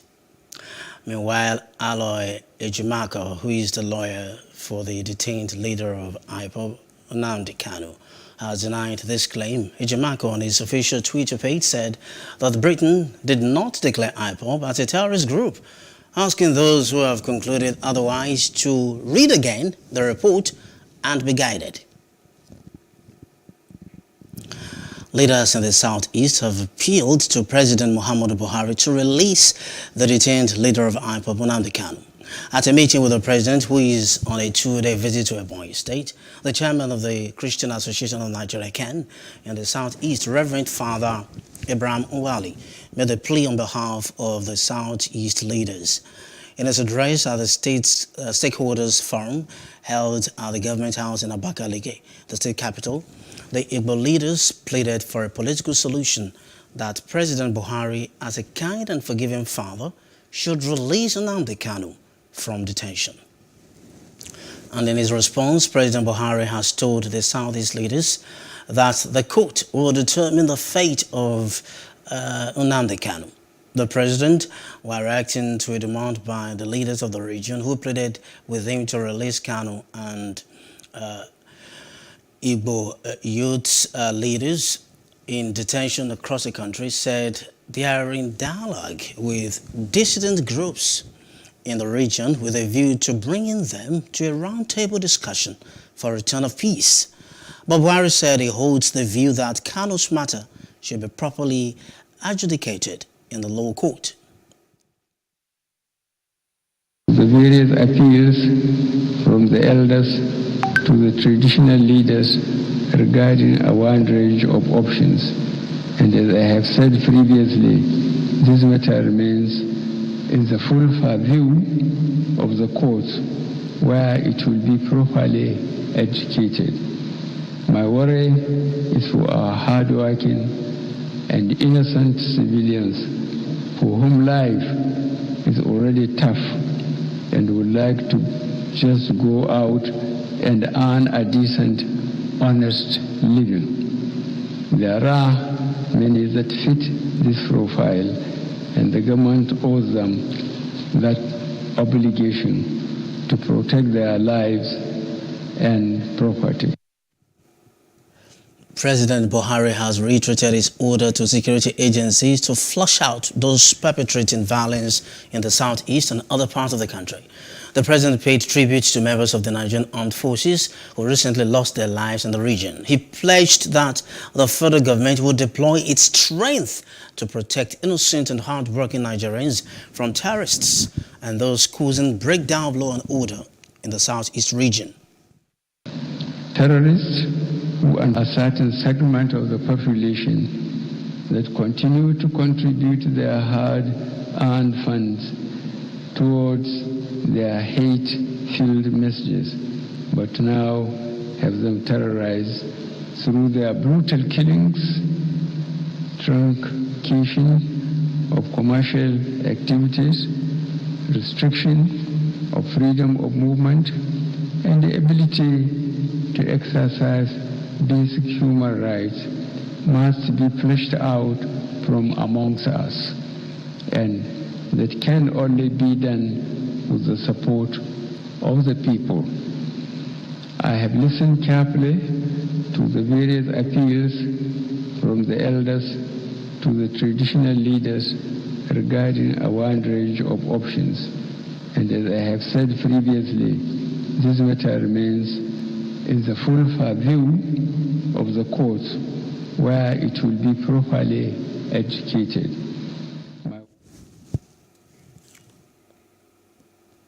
We're still in that region, the southeast Nigeria, and Governor David Umahi has warned that the region may begin to boycott voting for people shortchanging it from clinching the position of President of Nigeria.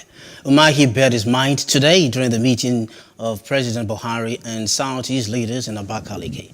He said if equity, justice and fairness were the yardsticks for choosing the region to produce the next president, then the Southeast region is most qualified to occupy that position.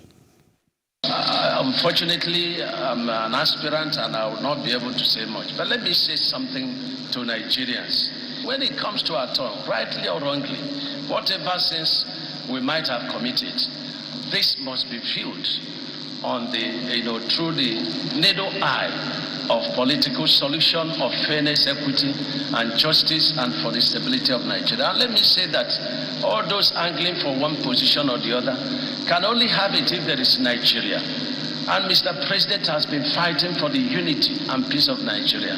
And that's why, irrespective of political leanings, he has treated all states equally. And so I want dear lights to put patriotism, the nation ahead of each and every of our aspirations. This is very important. This is very important. And so, if equity, justice, and fairness must be the yardstick, the Southeast will support. But if not, it will be difficult for Southeast to be shortchanged and continue to vote for those who will not. We've left the Southeast, now we're back in Southwest, and Asiwaju Bola Ahmed Tinubu has endorsed Lagos State Governor Babajide Sanwo-Olu and his deputy Femi Hamzat for a second term. Tinubu held up both men's hands after a Lagos APC stakeholders meeting held at the Adeyemi Barrow in the Alausa area of the state. There had been speculations that Mr. Sanwo-Olu wasn't guaranteed a second-term ticket of the party. Tinubu's endorsement may have put an end to such rumors, though. He's popularly believed to be the state's ultimate political godfather.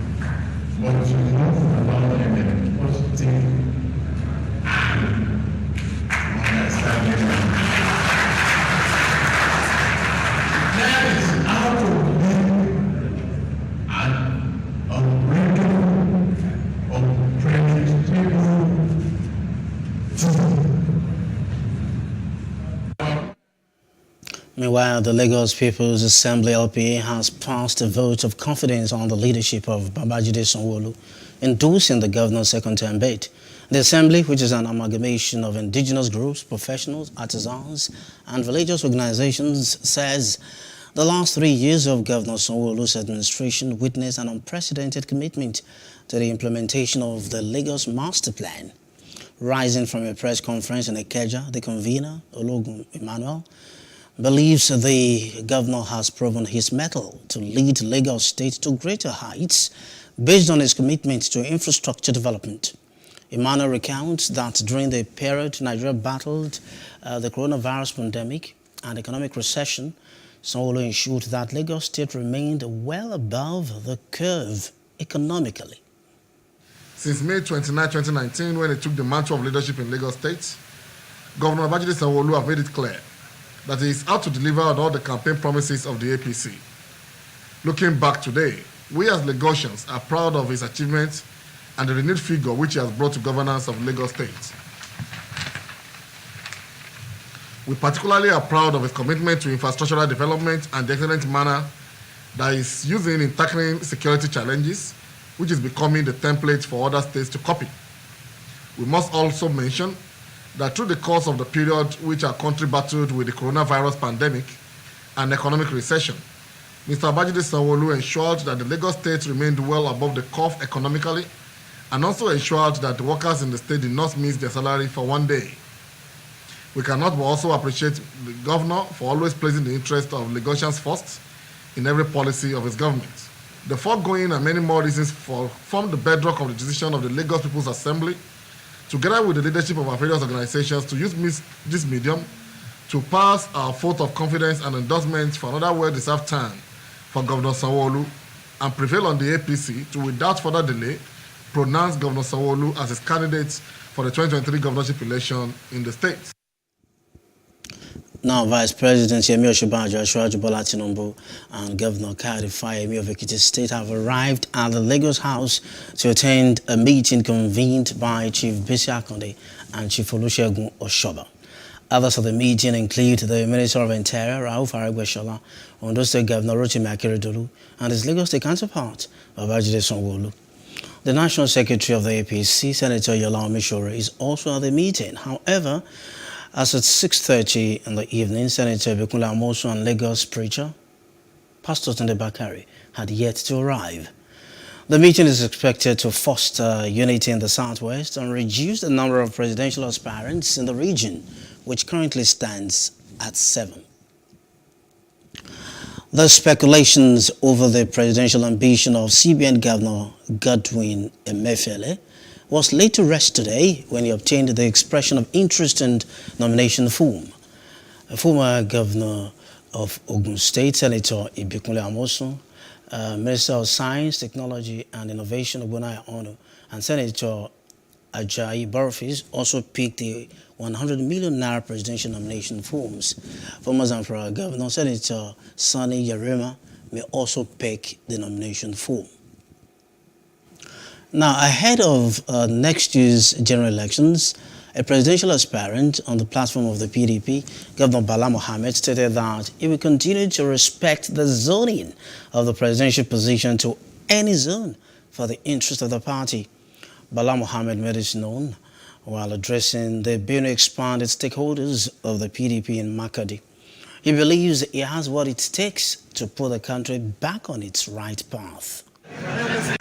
I have proven yourself that you are one of the best presidents to have in this country. And the first analysis you are doing of this country, you have been a civil servant, you have been a senator, you have worked at the Federal Executive Council, and back to the governor of the state. You have seen it all. There's nothing that will be new to you. And most importantly, that you are good at dislodging government, opposition government. I think you need somebody like you because we are tired of this government. And what you have said that I've enjoyed the people of Benue State, enjoying to the people of Benue State about the security situation of the state. It's very, very important. Anybody who wants the vote of Benue must assure us of our security. And that you have done. So I want to assure you of the support of the people of Benue. And not to waste your time saying this or saying that, to let you know that you are in a very, very safe man. Zoning is a party issue. We are waiting. There is nothing that will be mentioned by the party. I'm a party, man. Anytime zoning is agreed, I don't know whether it will be zoned to the north or it will be zoned to the south in that monolithic zoning or rotation, or it will be zoned to the northeast, or it will be zoned to the north central, or it will be zoned to the southeast. Wherever it is zoned, I will abide by the party. Thank you. Leader of Pan Niger Delta Forum PANDEF, Chief Edwin Clark, has revealed that southern politicians have been warned not to accept running mate positions from any northern candidate. This is if the APC and PDP refuse to zone the presidency to the south. Clark disclosed this in Abuja. He said any southern politician that accepts such a position will be regarded as unpatriotic. He also described the growing number of presidential aspirants from the southern part of the country as madness and unrealistic. He said most of the aspirants from the south that have declared interest to contest for president in 2023 are playing a double game. Clark wondered where aspirants from the APC were getting 100 million naira to pay for the forms, considering the level of hunger in the country. The Supreme Court has ruled in favor of Rivers State over the disputed 17 oil wells with Imo State, as it decided that the oil wells located in Ndoni and Egbema communities belong to Rivers.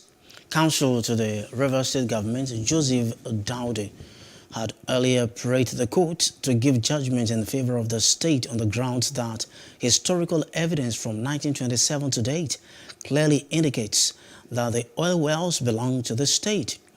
Daude drew the attention of the court to the boundary adjustment paper of 1976, in which Ndoni and Egbema were confirmed to belong to Rivers State. In the meantime, the National Crime Agency NCA in the UK says it has recovered $23,439,724.98 loot believed to have been siphoned out of Nigeria in the 1990s by the associates and family of former head of state, General Sani Abacha. The funds formed part of a larger pool of monies identified by the United States Department of Justice, USDOJ, as having been misappropriated by Abacha and his allies. The NCA revealed that the funds have now been transferred to the Home Office for onward transmission to the USDOJ. Two suspected members of IPOB and its armed affiliate, Eastern Security Network, ESN, were gunned down in a duel with police operatives at Agua in Oguta local government area of Imo State. The suspects emerged from the surrounding bushes and opened fire on policemen on patrol duty in the area, leading to the death of a police officer. The corpses of the hoodlums were later deposited at Federal Medical Center mortuary, while investigation is ongoing. Now, there seems to be no end in sight to the killings going on in Irregular land of Basa local government area of Plateau State. The latest was a late evening attack on Chikun and Zama villages that left 8 people dead. When Plus TV News visited the communities, people were seen in groups mourning their loved ones, while others prepared mass graves for the burial. Some eyewitnesses who spoke said the attackers came in the company of men dressed in military fatigues and launched their attack at around 8 p.m. Those who come and attack this village, some of them have military uniform. That is why we see them and people started around and hide. All of a sudden, it was 8 to 9 p.m. That yesterday night. Gunshots. For us to recover, we discovered it was Fulani headsmen with some men putting on a kind of military uniform together with them, with guns, AK-47 and the rest. And we suspect that the military opened windows for these people to penetrate into our community for this destruction. I want to tell you, we are suspecting the military officers. We are not saying they committed a crime, but they opened windows. If they were not the ones, they were the ones that opened windows, they created ways for these people to come and finish our people. So actually we are suspecting them. Today we lost about 8 people. And tomorrow we don't know what will happen. So I'm calling to the government to use. We have, in our own end, we have made so much effort to see that this thing come to an end by having a meeting with Fulani to tell us what actually we want. And we agreed that this thing should stop, and we made agreement with them, but up to this time, nothing is done. We don't know why. The Nigerian airline operators have issued a notice that with effect from Monday 9 May, they will shut down their operations due to the high cost of aviation fuel, which has hit 700 naira per litre. The traveling public who intend to fly are now advised to make alternative arrangements to avoid being stranded at the country's airports. Over time, aviation fuel price, Jet A1, has risen from 190 naira per litre to 700 naira currently. Ondo State government, in partnership with Gender Mobile Initiative, has decried the rise in gender-based violence and the growing cases of sexual assaults and harassment in higher institutions of learning. Speaking at the signing of the partnership agreement in Akure, the Ondo State capital, Special Advisor to Ondo State Governor on Gender, Olamide Falana, said the project was born out of the need to have active collaboration with civil society on the prevention of gender-based violence in the state. On our part, the Executive Director, Gender Mobile Initiative, Omowumi Ogorotimi, said the Campus Safety Initiative has been adopted in universities across the country and that the partnership would allow the state government to adopt its model to address sexual-based violence. We want the very best for our state, and I'm excited that this day has actually come for us to commence activities in furtherance of our state response towards ending gender-based violence in Ondo State. This project that we're signing on to today is actually born from a need for us to actually have active collaboration with civil society and active collaboration with partners across board towards a more connected state response and towards ending or at least prevention of gender-based violence in the state. That sexual and gender-based violence, particularly sexual harassment, is on the rise, and it's really important that we rise to the occasion to address these issues. In the last 4 years, Gender Mobile has worked with institutions of higher learning essentially to address sexual harassment, adopting a tripartite approach of policy design, community-led bystander intervention, and also creative integration of technology to ensure that we're promoting institutional accountability. We're also fostering access to justice. We're promoting survivor-centered reporting. We are also seeing that we're able to generate data for improved policy and programming response. There must be a synergy. The institution is just a microcosm of what is happening all over. And, the films we watch, and unfortunately, even what we see on the social media. So it goes beyond targeting the institution. It's also important for us to ensure that mosque, churches, the believability of our religious leaders is very high.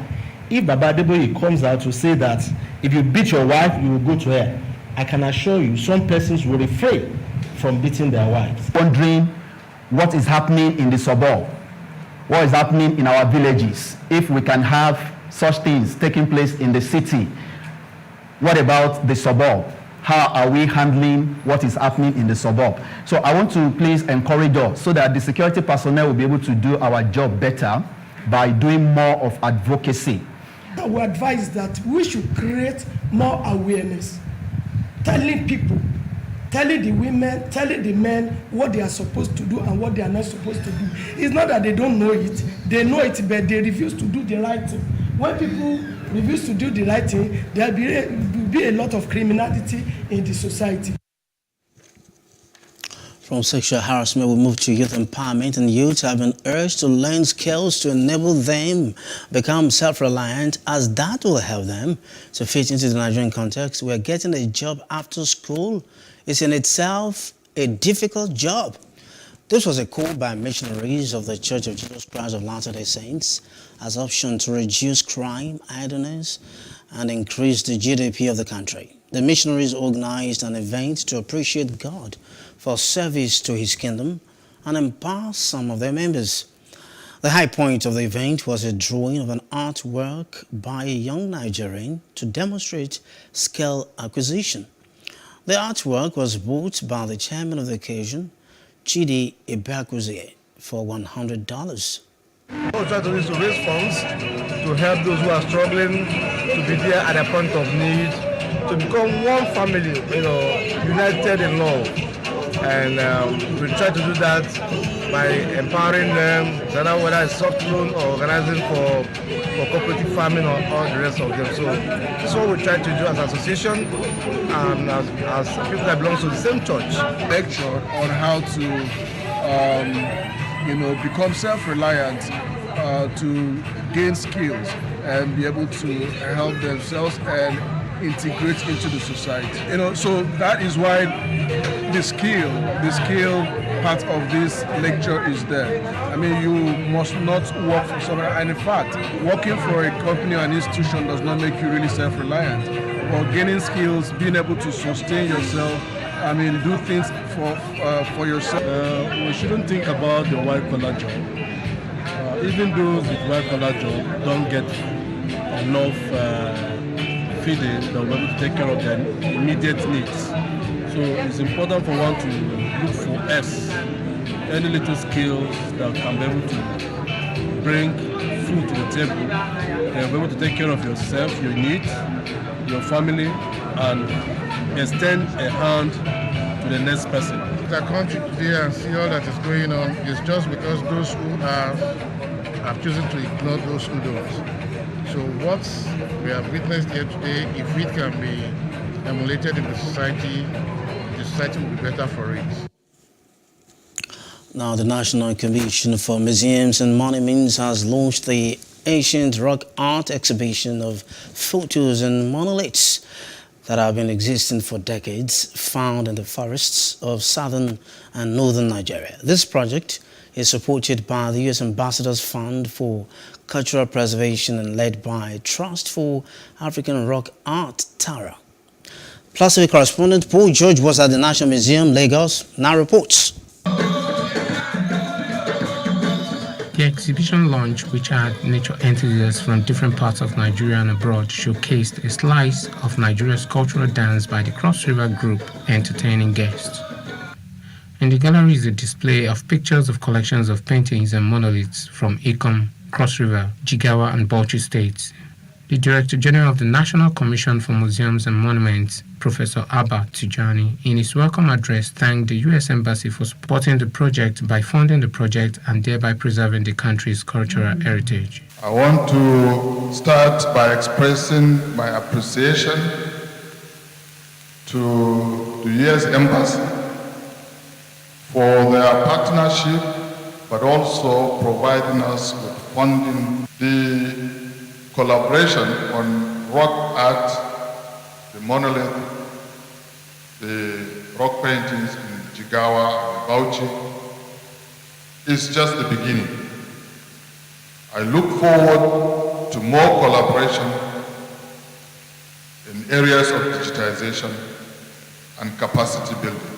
The United States Acting Consul General Brandon Ospert, while assuring Nigeria of their continuous support, said that this partnership will further deepen the ties both countries already have. Over the past 4 years, we've seen $770,000 of funding going toward preservation projects in Nigeria. In 2017, we funded a project to document the traditional knowledge of the Ifa cultural system in Oyo State. And in 2016, we also conducted a project to build the capacity of Nigeria's museum professionals to improve collections, storage, and display. The curator, National Museum, Lagos, Omotayo Adeboye, and the project manager of the exhibition, Terry Little, tells us more about the artworks. The ancient art rock actually represents the heritage in rocks. They are granite rocks which they put coded messages on, and they use it to pass messages to people that are initiates. So if you look at some of those Ecom monoliths. You will see on them some motifs. We've been working on this project for 2 years, documenting archaeological sites in Cross River State, the monoliths that you see in the exhibition, and then paintings in Jigawa and Bauchi states. I think whenever we're in the field, we work very closely with the chiefs and the community representatives and follow whatever instructions they may give us on how to deal with them. And often, yes, they may pour libation. The rock art exhibition is billed for a tour from Lagos to the museum in Calabar and in Zaria. And as the event winds down, Consul General Ospert cut the ribbon to officially declare the gallery open, even as estates gather to feed their eyes with the new collections of the artworks. Paul George, Plus TV News. Now, as political parties put price tags on the presidential forms for aspirants, Nigerians react to this amount, and that's on Street Views. Here we go.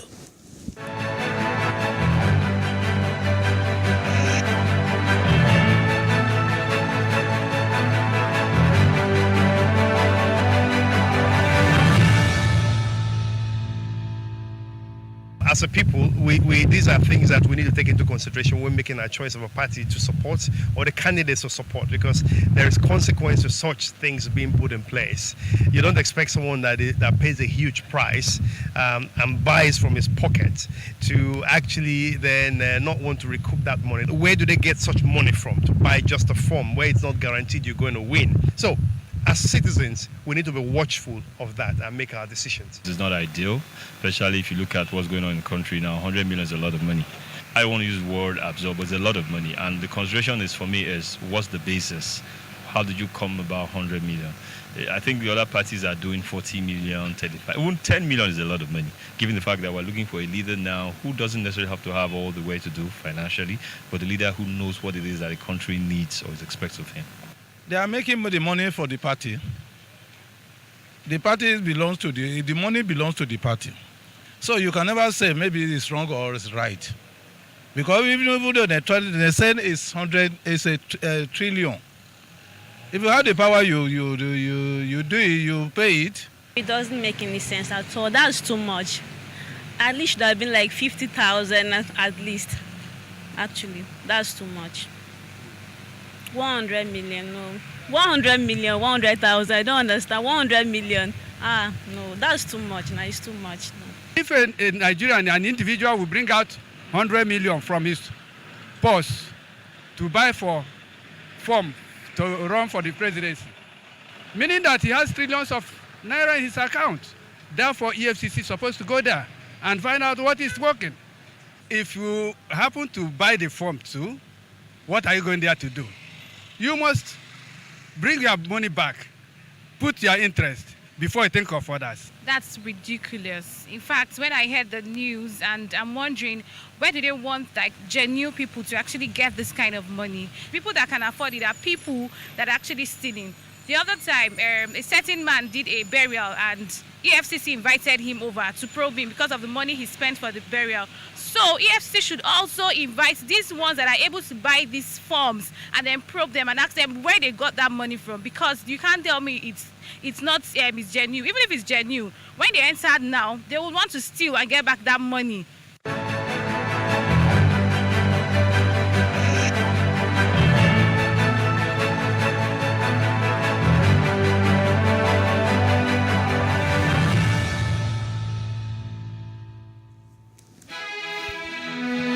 Still ahead on Plus News Now.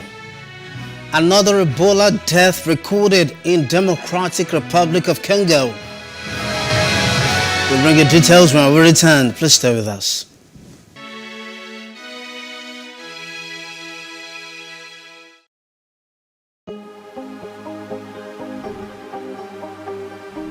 This is it for upcoming artists to blow in Nigeria.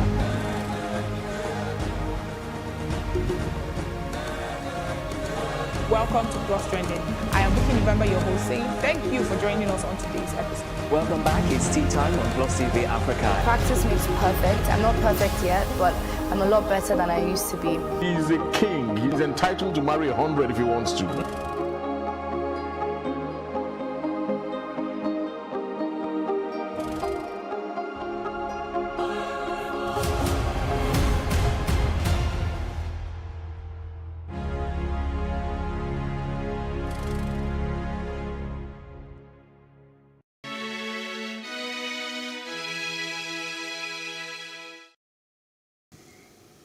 Now, to other parts of Africa, meanwhile, at least 7 soldiers and 20 terrorists lost their lives following militant attacks on 2 military bases in the north of Burkina Faso.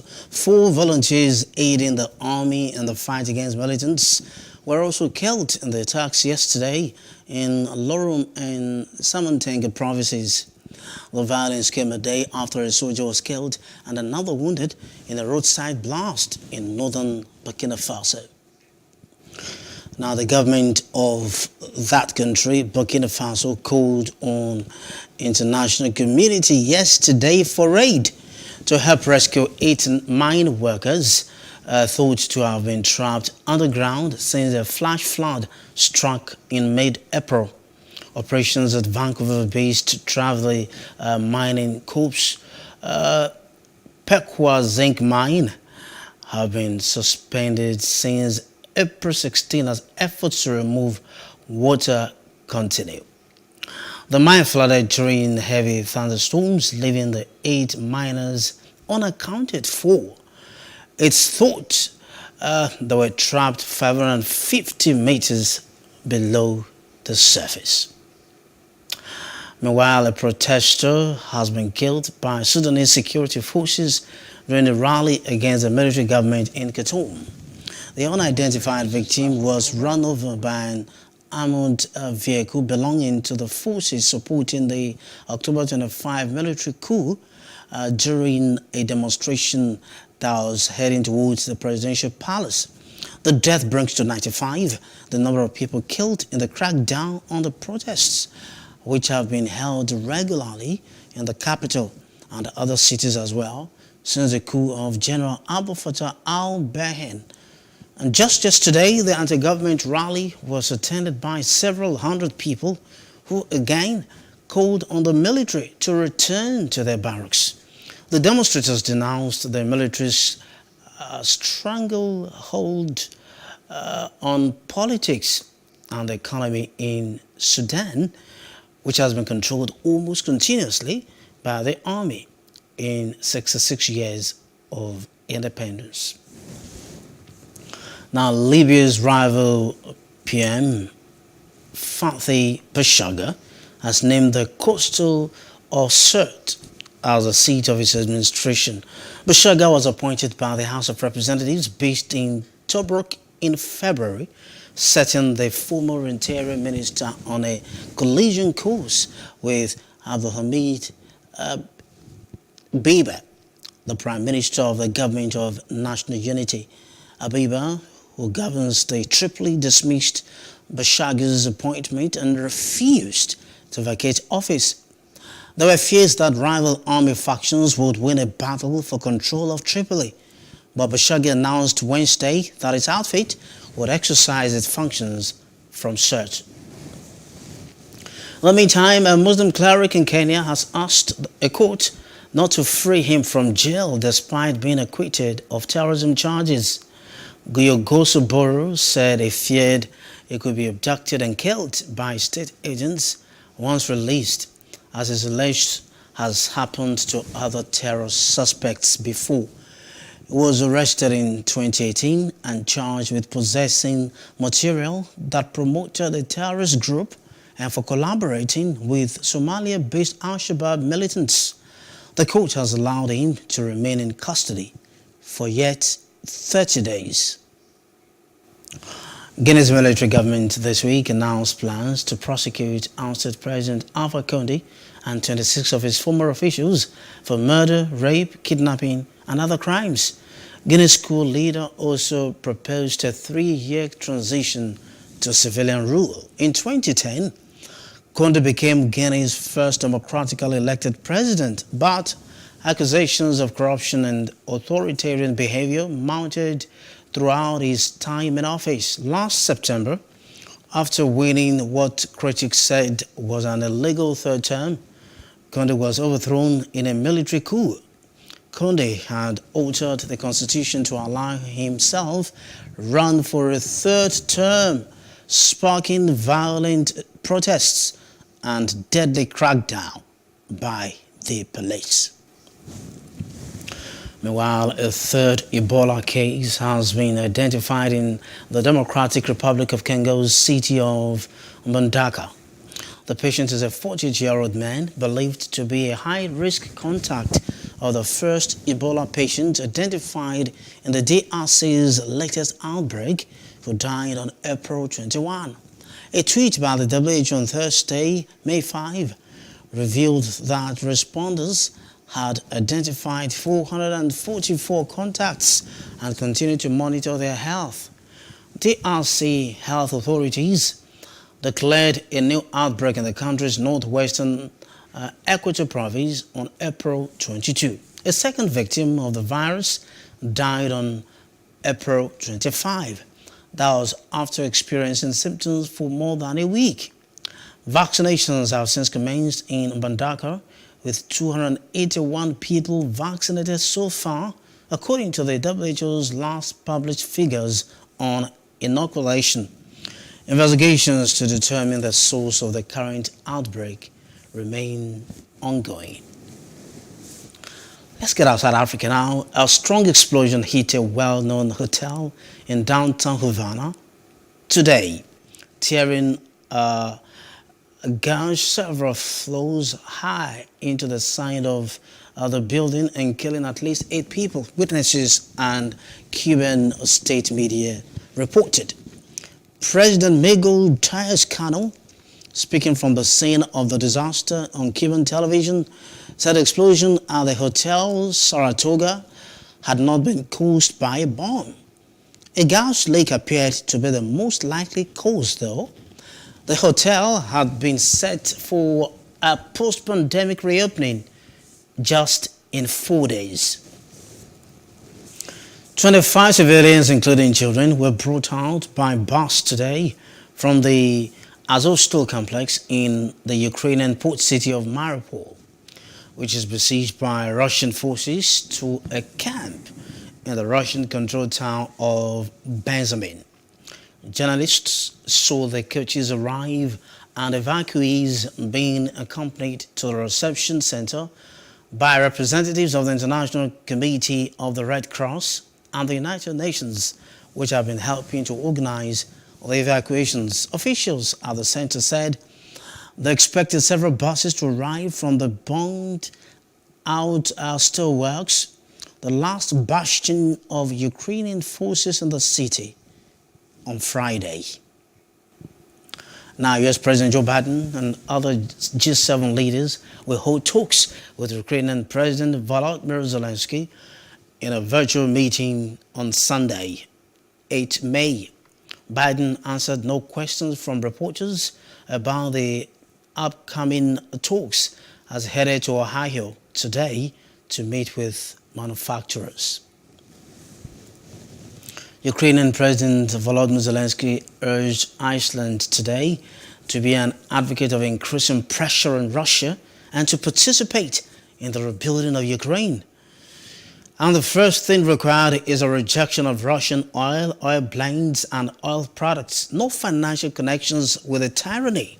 No political aid to the tyranny, Zelensky said in an address to Iceland Parliament via a video link.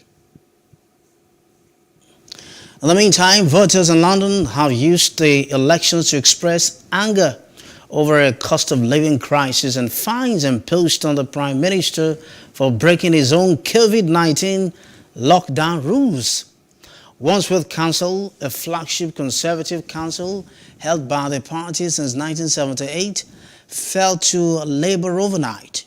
Boris Johnson's party lost several strongholds in London and suffered setbacks elsewhere in local elections. Wandsworth, Westminster and Barnet councils all turned from blue to red, despite Wandsworth's popularity as a low-tax council.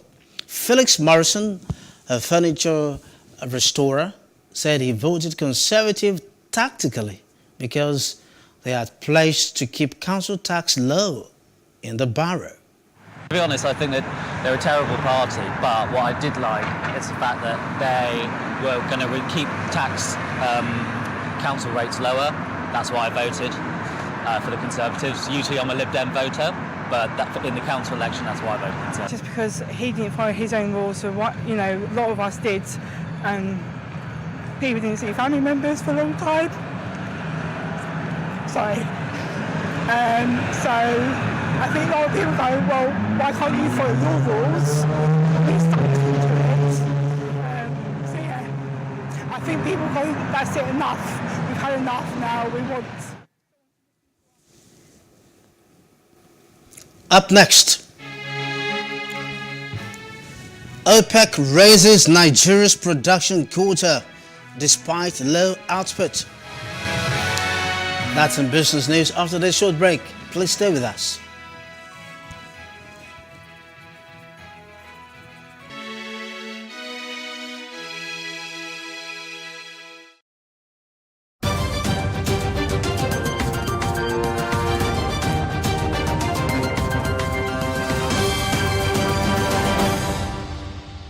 And in business news, figures obtained by the Central Bank of Nigeria have revealed that the country's total direct remittance dropped by $119.4 million to $130.12 million as of January 2022 from $249.52 million as of December 2021, which indicates 48% over a period of 1 month.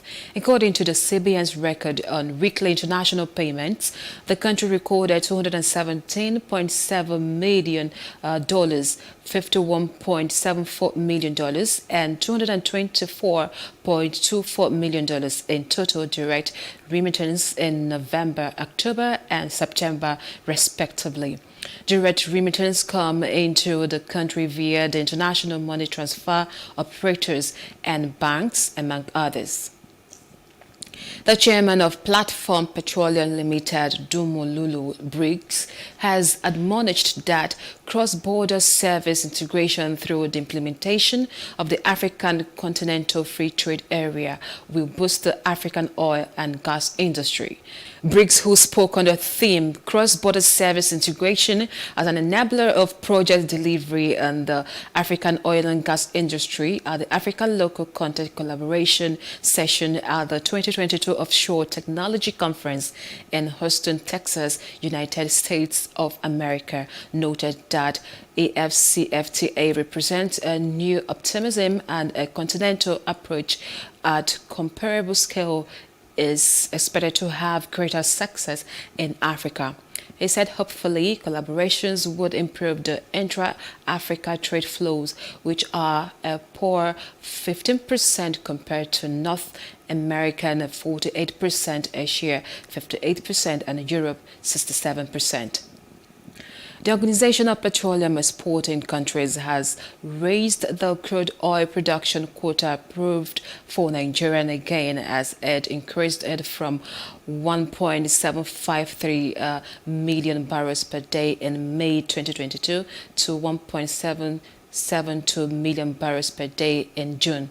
OPEC had earlier raised Nigeria's oil production quota from the 1.735 million barrels per day target approved in April 2022 to a new target of 1.753 million barrels per day for May 2022, despite the country's persistent failure to meet these monthly targets.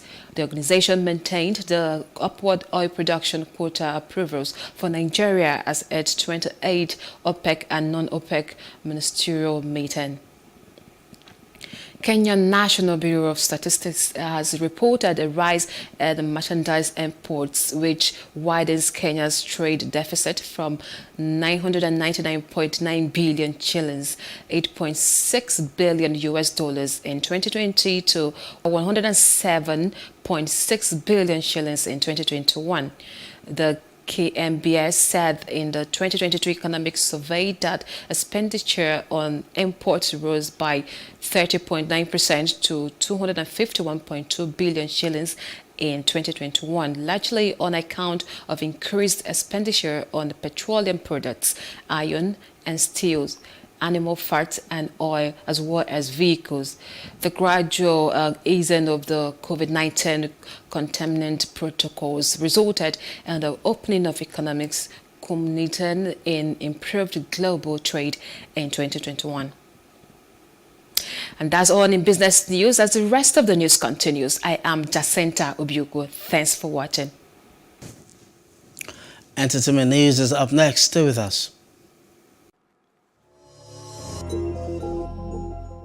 And in entertainment, former Miss USA winner Chelsea Christ, tragic final text to her mother moments before jumping to her death, former New York City apartment has been revealed.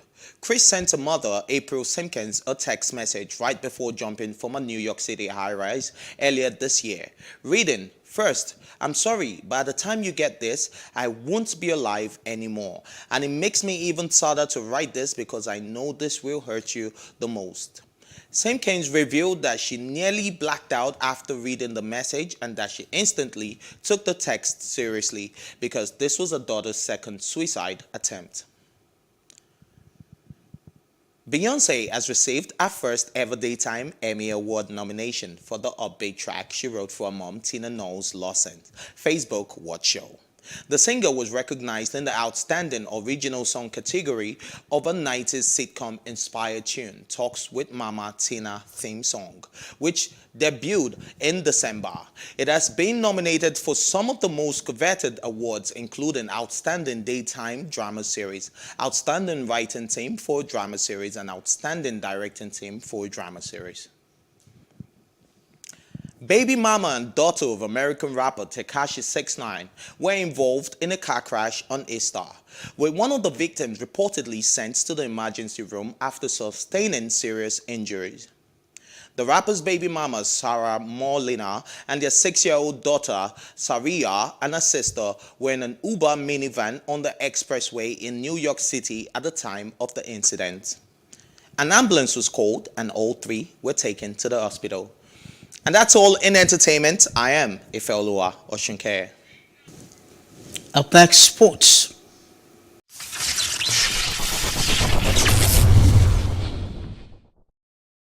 Failed drug test. Nigerian para-athlete banned for 3 years. Nigerian para-athlete Ifeanyichukwu Madubuike has been banned for 3 years after failing 2 drugs tests. The 25-year-old represented Nigeria in the 100 meters and 400 meters in the T47 class at the 2019 World Para-Athletics Championships in Dubai. He was 7th in the 100 meters final but was disqualified from the 400 meters heats for running out of his lane. A statement from the International Paralympic Committee Nigeria said his positive results came after out-of-competition tests on 11 March 2021 and an in-competition 18 days later. The start of the ban was backdated to 23rd April 2021, meaning Madubuike will be eligible to compete again from 22nd April 2024. The T46, 47 classes are for athletes with a unilateral upper limb impairment. English Premier League. Arteta renews contract, vows to secure spot for Arsenal. Arsenal's men's manager Mikel Arteta and women's boss Jones Edwall have signed new contracts with the Gunners. Arteta was appointed in December 2019 and his new deal runs until the end of the 2024-25 campaign, while Edwall joined the club last summer and his contract extension takes him to the end of the 2023-2024 season. Arsenal director Josh Kroenke, whose father Stan owns the club, said the deal provides stability and clarity for the future. Arteta has guided his side to 4th in the Premier League as they try to secure a Champions League spot. Madrid Open. Djokovic defeats hookers to advance to Madrid semis. World number 1 Novak Djokovic eased past Hubert Hookers with a routine 6-3, 6-4 victory on Friday to advance to the Madrid Open semi-finals as he bids for a 4th title in the Spanish capital. Djokovic looked much more like his usual self at the Manolo Santana Stadium on a sunny day in Madrid as he continued to work his way back towards top form ahead of the French Open, which begins later this month. The 34-year-old was given a walkover into the quarterfinals when opponent Andy Murray withdrew from the highly anticipated clash due to illness, and the top-seeded Serb got straight down to business against Hookers. Djokovic will face the winner of the match between world number 4 Rafael Nadal and Carlos Alcaraz, which takes place later, for a place in the finals.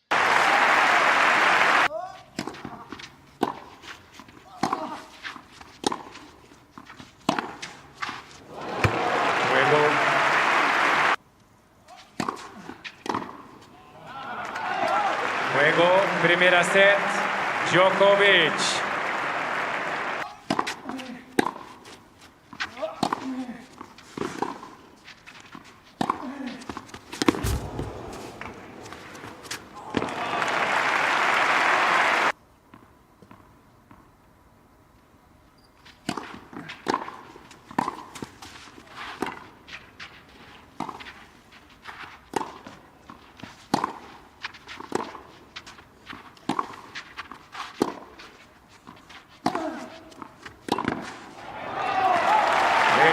Partido.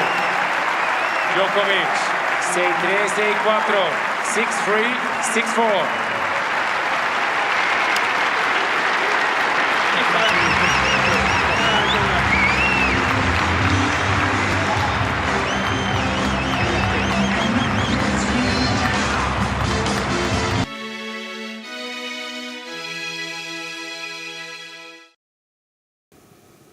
And the main news again.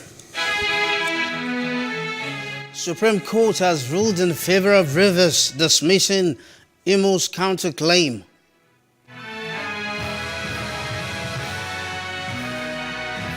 Guinea is now to prosecute ousted President Alpha Condé for murder.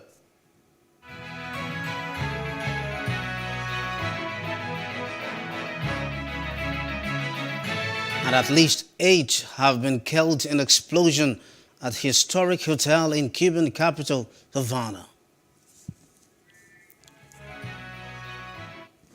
That's the news now. For more stories, please follow us on our Facebook, Twitter, and Instagram. And do subscribe to our YouTube channel at Plus TV Africa and Plus TV Africa Lifestyle. I am Tolu Ojeomi. Thanks for watching and do have a good night.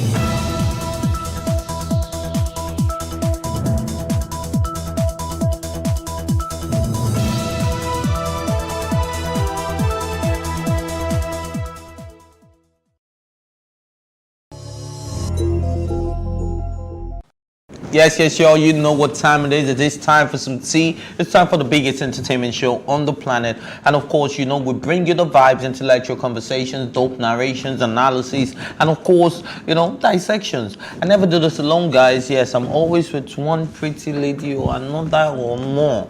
Yeah, today is supposed to be more. Today is the day that I used to feel like a king. Blessed are you amongst women. That's the man. In Yoruba, they say, Balogun leyin obìnrin. What does it mean? A king. I don't know. Anyways, I'll find out before when we come back. All right. All right. But you know, you can join the conversation by calling on 0909-8408-408 to share your opinions on trending discussions. And of course, you know, I'll do it on the show. We'll definitely bring you the trending videos. Let's go.